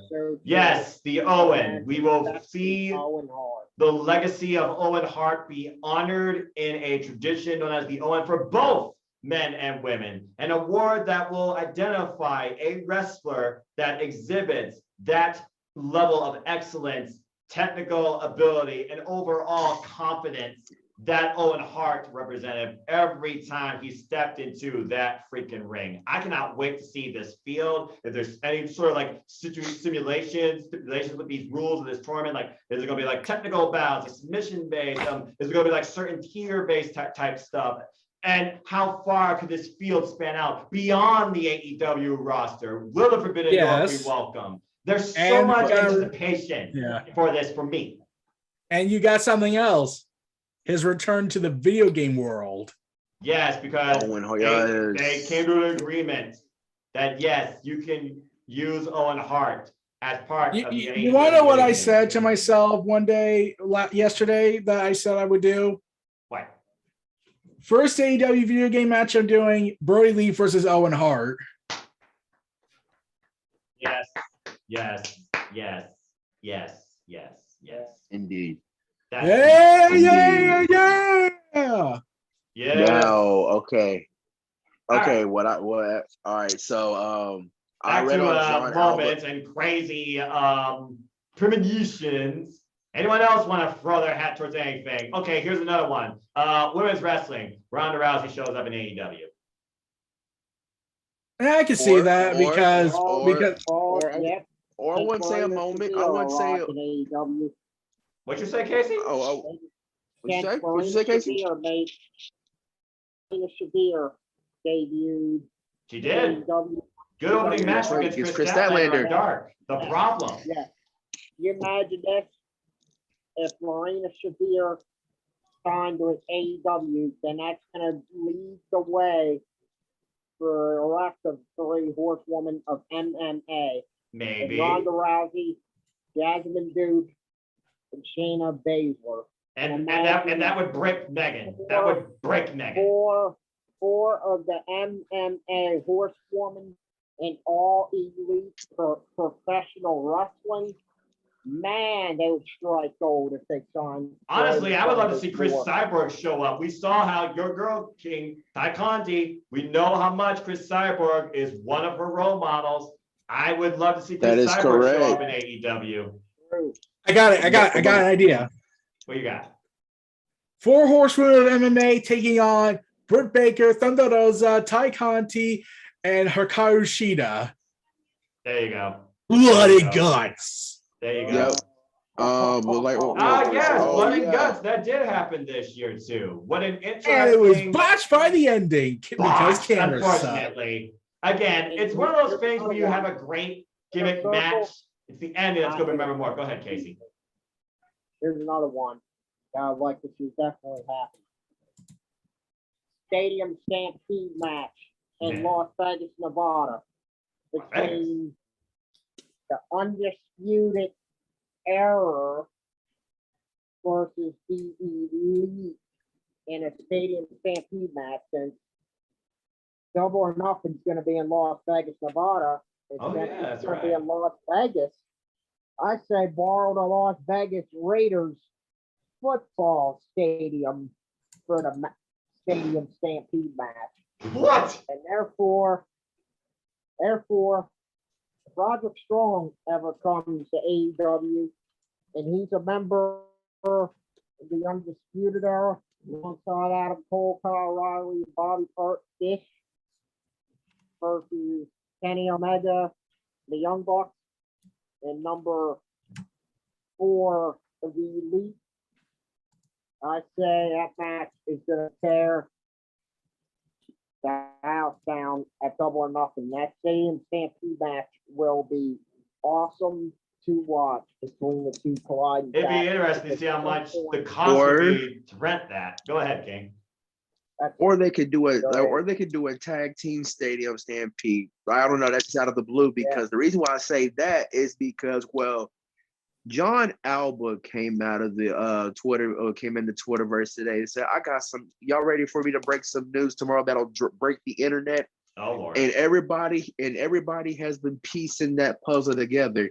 And the puzzle that I pieced together was this, and this was from Matt Hardy from today on Via the Drive with Josh Graham. He said, I think me and Jeff teaming together and having one last run as a tag team would be amazing. Mm-hmm. And I couldn't think of a better place to do it than All Elite Wrestling. King, what's that one phrase you say all the time about tag team wrestling in AEW? AEW has got the tag team division on lockdown, which basically what I'm trying to piece together with this is that, is there something about Jeff's contract that we don't know that might break the internet tomorrow, perhaps? Possibly. Here's the thing. Are we going to have one last surprise in AEW this Wednesday on the last Dynamite on TNT before we head to TBS 2022? Remember what Tony Khan said. Don't only look at Winter Is Coming where we didn't get no surprises, except for a Match of Your Candidate 60-minute draw. Expect surprises for the weeks to come. It's only been 1 week since Winter Is Coming. We've already had one surprise, and that's the Violent Artist Kyle O'Reilly's in AEW. What else could they have in store? Where next week we will have the first TBS champion crown, and we all hope it's either Thunder Rosa or Ruby Soho. I hope her shoulder's okay. And we also will have Hangman versus Danielson 2 with judges, and nothing else is known.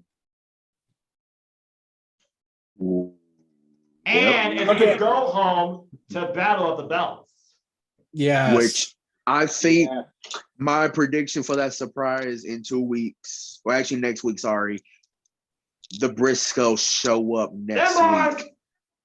Them boys. Because remember, guys, it's going to be a 1 hour show. We all know that the AEW World Championship will not be at that show. It will be on the first Dynamite of the TBS era. Correct. Do we get FTR in them boys, the Briscoes, on Saturday, January 8th at Battle of the Belts? Remember, they have a title around their waist. And exactly. It's a title that FTR has yet to claim in their incredible tag team career. The Ring of Honor World Tag Team Championships. And the AAA. They have the AAA. And the GCW. Yeah, and also the Briscoes also have the GCW Tag Team Championships, That's don't right. they? Exactly. Winner take all. Belt collecting galore. You got Will Ospreay. You have Deonna Purrazzo now trying to get the Women of Honor Championship, which she never lost, by the way, from Roxy. Again, I want Roxy versus Killer too. I got another crazy prediction for 2022.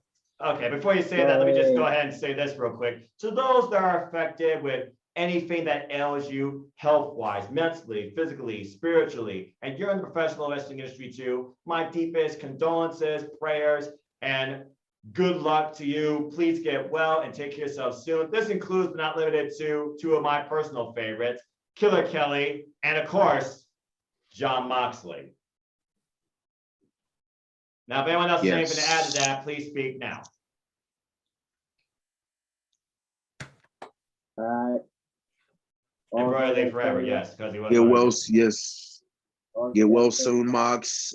We can't wait to see you back whenever you're ready, sir. There you go. And yes. All I gotta say to that is, Killer Kelly, take it easy. Get well soon. You will defeat this because you are a very tough woman, and you will overcome this.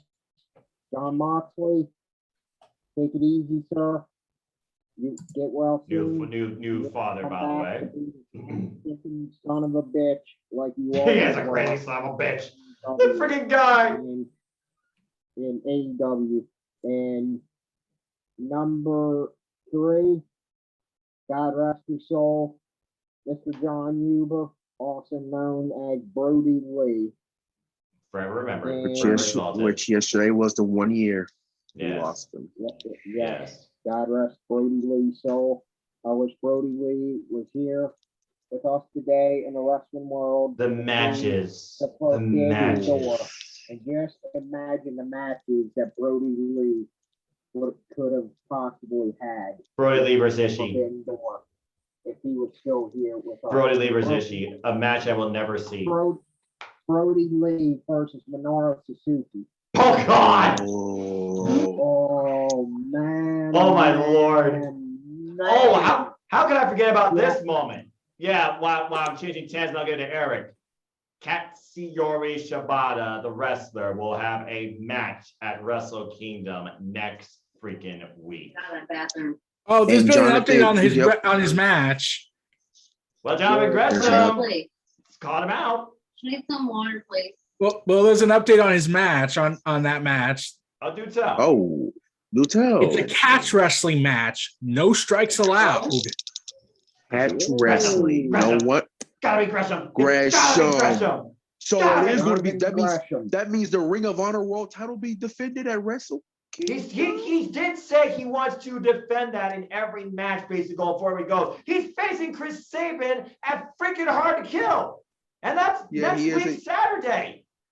So that means that so if it is going to be Gresham and Shibata, it will be for the Ring of Honor World Championship. Maybe. Exactly. Wait a minute. When is Wrestle Kingdom? Next week, dude. Oh, hell yeah. Next week. Next week. Gentlemen, all I gotta say is this. I'm gonna be renting it on Fight TV, but all I gotta say is I'm going to bed very early. You better.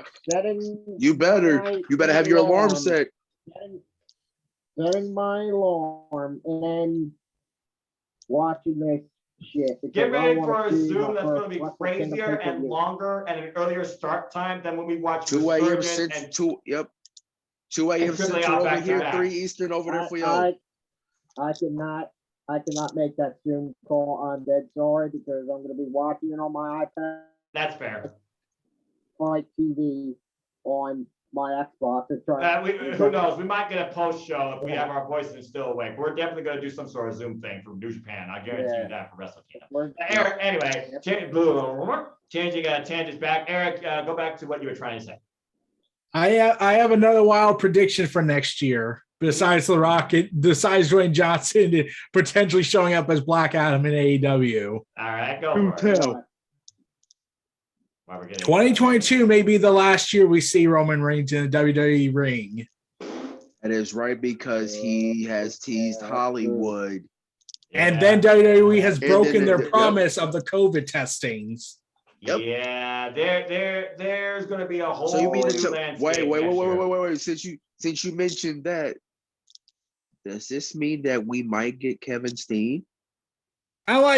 He signed a new deal, so unless Nick Khan fires him, I don't know. Yeah, but there is another update going on WWE Raw tonight that happened. Oh Lord! God. Oh wait, let me guess. Veer showed up. I'm kidding. Let me guess. A double count out. Oh, I have no idea. But guess what? Disqualified to end the show.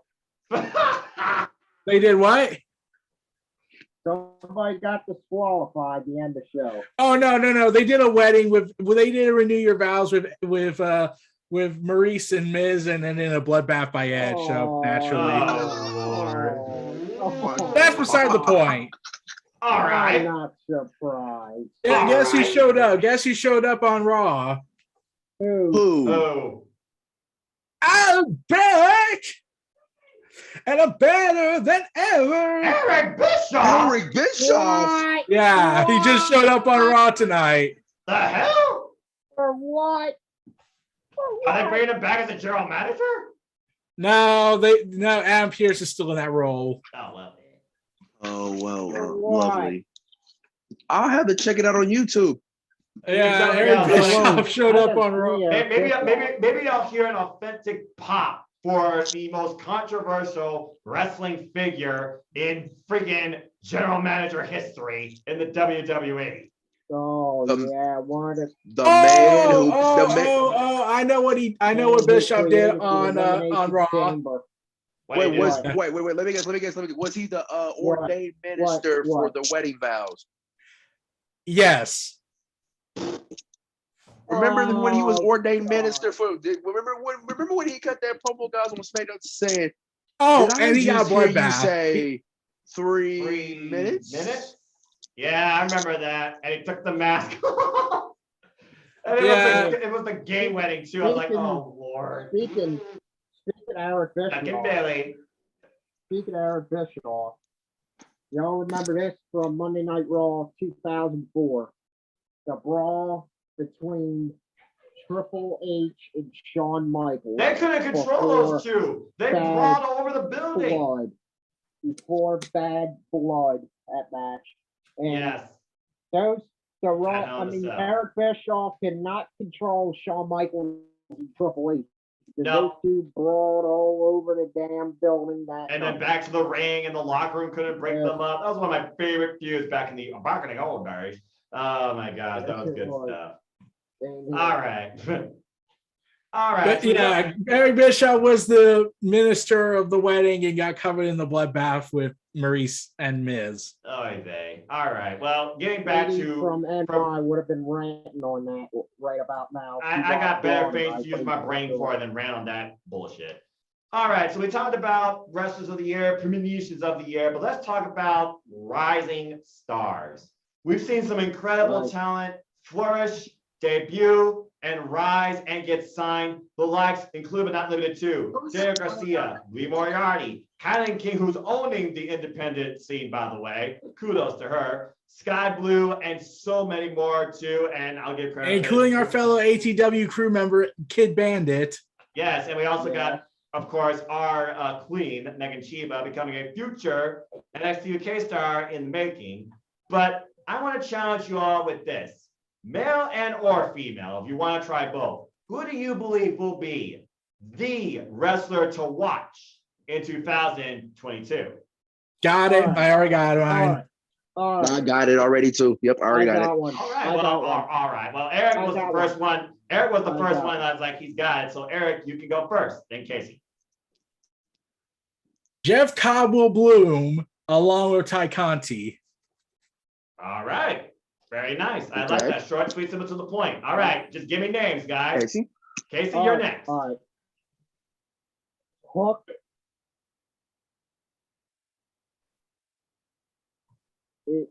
Hook. The only wrestler I can think of, Hook.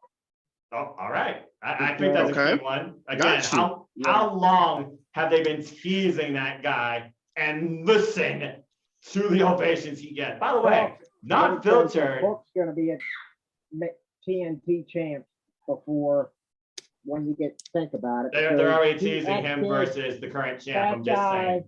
That guy is just so over with the crowd. And I say when Hook beats Cody Rhodes for the TNT championship.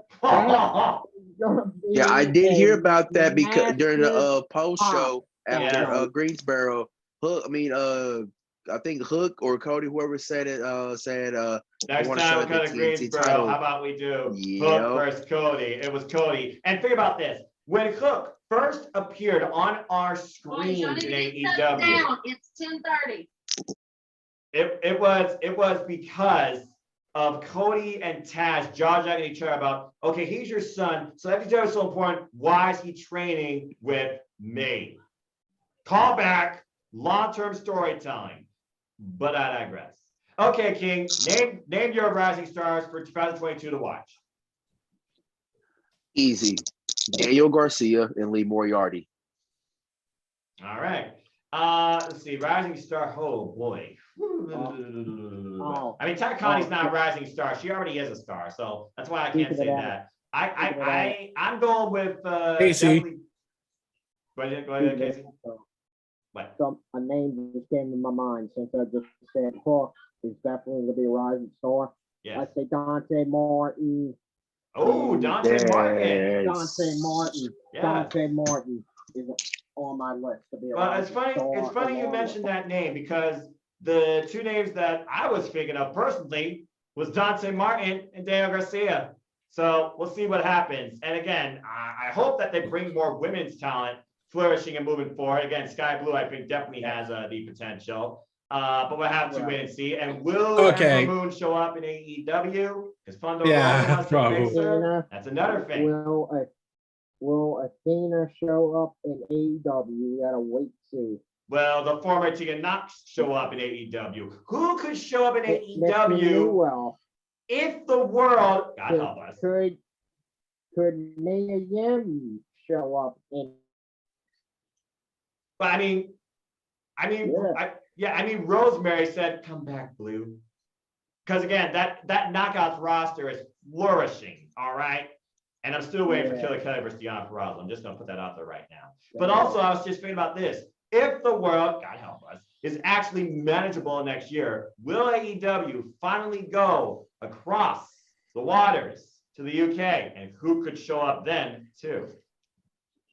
Right.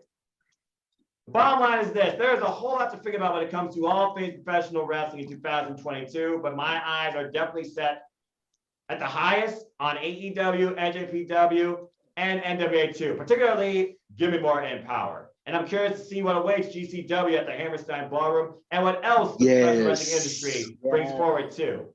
So, but before we close for the night and the year, I got one more thing. Eric, what you got? Go ahead. At Revolution next year, CM Punk loses his first match to Hook.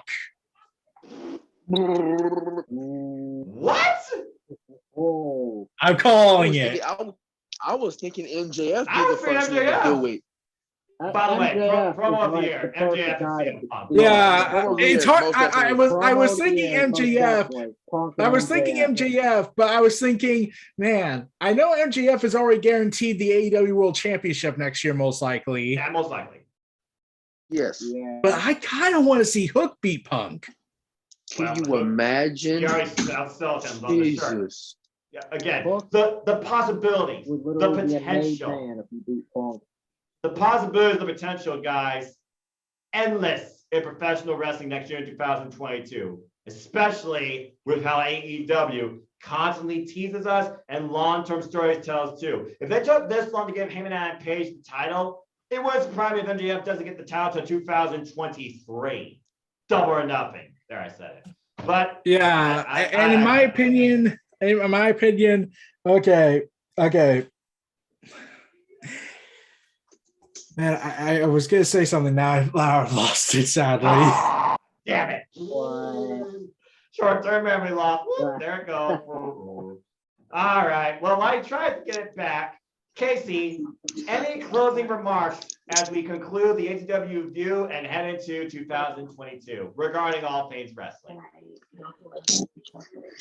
Promo of the year, I definitely give it CM Punk and MJF because those two absolutely verbally destroyed one another on the microphone because that was just savagery unleashed right there.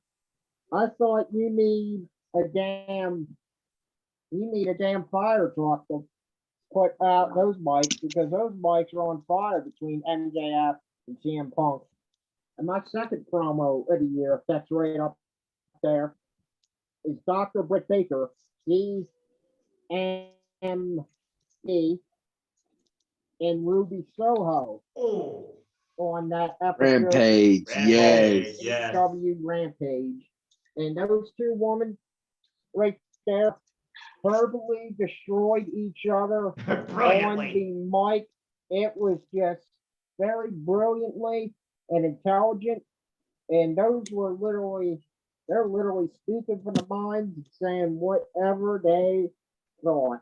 Well, to be fair, Britt Baker is the most uncensored and unfiltered person in all of AEW, but go ahead. And Britt Baker, the kind of person she is she has no chill when it comes to promos. She literally does not give a damn who she pisses off her entire day in promos. Or talks about. And therefore, I consider Dr. Britt Baker, DMD, the best female wrestler on the microphone because you literally cannot out-talk Britt whatsoever. I think that's fair. The only one that hung in there and did pretty good with it was Ruby Soho, hung right in there. And that was just shots being fired back and forth, and MJF and Punk, that was just nukes being dropped from one way to another. And those are those are my two promos of the year. CM Punk and MJF and Dr. MD and Ruby Soho. Well, I also want to give a shout out to Eddie Kingston and CM Punk and their fight they hyped up for AEW Full Gear. Eddie Kingston, CM Punk. The build up to that. 1 week, we got it. We're sold, everybody. We sold it. Yeah. And it had a real backstory to it, which is why it works so damn well. That was one of my favorite matches from Full Gear. I'm going to say it right now, my favorite of the year. Despite the fact you had that steel cage match and two all-time great pro wrestlers show up by the end of it, I say my favorite of the year is once again AEW Full Gear. 2 years in a row. Congrats to them, in my personal opinion. Definitely.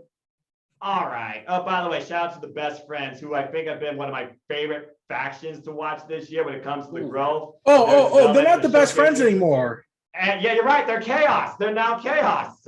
Yes. Got to give the people what they want. But also, I finally remember what I was going to say. Go ahead. What? Okay.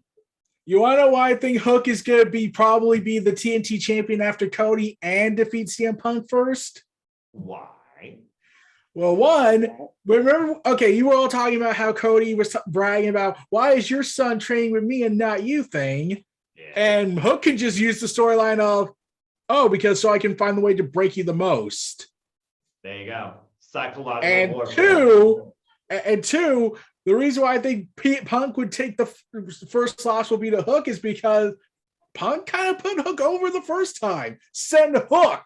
Yeah, it was the very first person he called out on Team Taz when they were going after him. I also want to give shout outs to some of my favorite matches I've seen live, including Pac versus Andrade. That was one of my favorite experiences. And I think Papa Andrade too, that Joseph saw, damn him, definitely surpassed my first one. Shout out to Jacob Fatu and the incredible run he's had in MCW. And I remembered his long reign ended. Yeah, AJ Mendez, we'll see what she brings forward in WoW, and will a nuclear bomb be defused next year? Is past transgressions forgiven? We'll have to wait and see, but I'm not touching that with a 10-foot pole.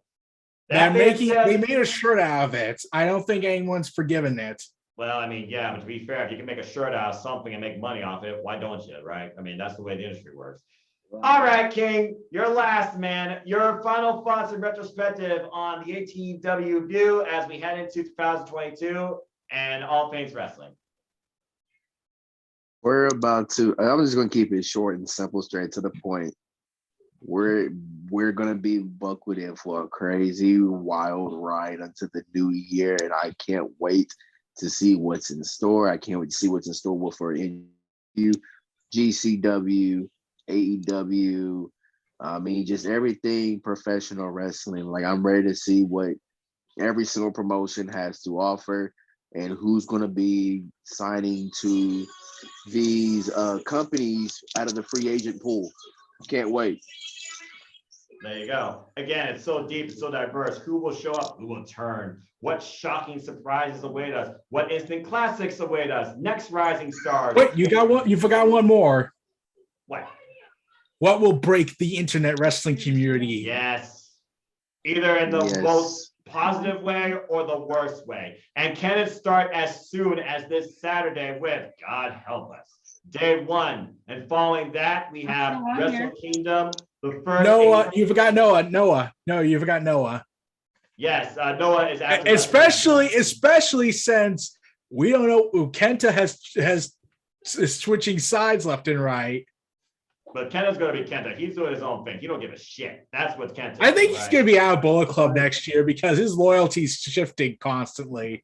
And look, he has the U.S. title. He said he's not going to lose until he faces someone worthy of it. And that's not going to happen until he crosses the Forbidden Door and comes back over here to AEW, where Lance Archer, I know, is one person waiting. Bold prediction, too. Eddie Kingston finally fucking becomes a champion next year because, damn it, he deserves to be one. I think he's going to be champion after MJF. If they push it that far, then I agree. We'll have to get through 2.0, King, and Daniel Garcia. But again, that'll be this Wednesday. Again, and good old JR, welcome back, my friend. Can't wait to hear your voice carry us out into 2022. That being said, like I said, next week, Wrestle Kingdom with Noah. And then, of course, next week, Saturday night, Battle of the Belts and Hard to Kill. The first ever Knockouts Ultimate X match, and will Cardona finally claim what has he been denied his entire career, a main top tier championship? Or is Moose once again going to go prove that he is mid Cardona in his opinion? Will Morrissey surprise us and become the champion? And who knows what else might change and start to be the landscape in all things wrestling. PWG, GCW, Hammerstein Ballroom, by the way, major plus to him. Ring of Honor restructuring, all the best of those incredible talents, some of which are now in AEW, and the best of that company that's been a pillar of professional wrestling honor since early 2000s. Just saying, and who will come back from either injury, hiatus, or renewed passion to the shared wrestling universe that we now live into, which I don't see. I also think if Ring of Honor is able to survive their restructuring, I'm pretty sure their first big event is going to have Jonathan versus Bandito for the unification title match. Yeah, because Bandito fell, fortunately, to COVID and wasn't able to be part of Final Battle, which had some really fun matches. Shout out to Roxy, like I said, and two boys with the Battle and Dishonor that held a grudge match. The callback match was fun, and Michael, what is it? Bennett? Yeah, Mike Bennett, Canellis. Too many names to remember. And Matt Taven, great match with the boys.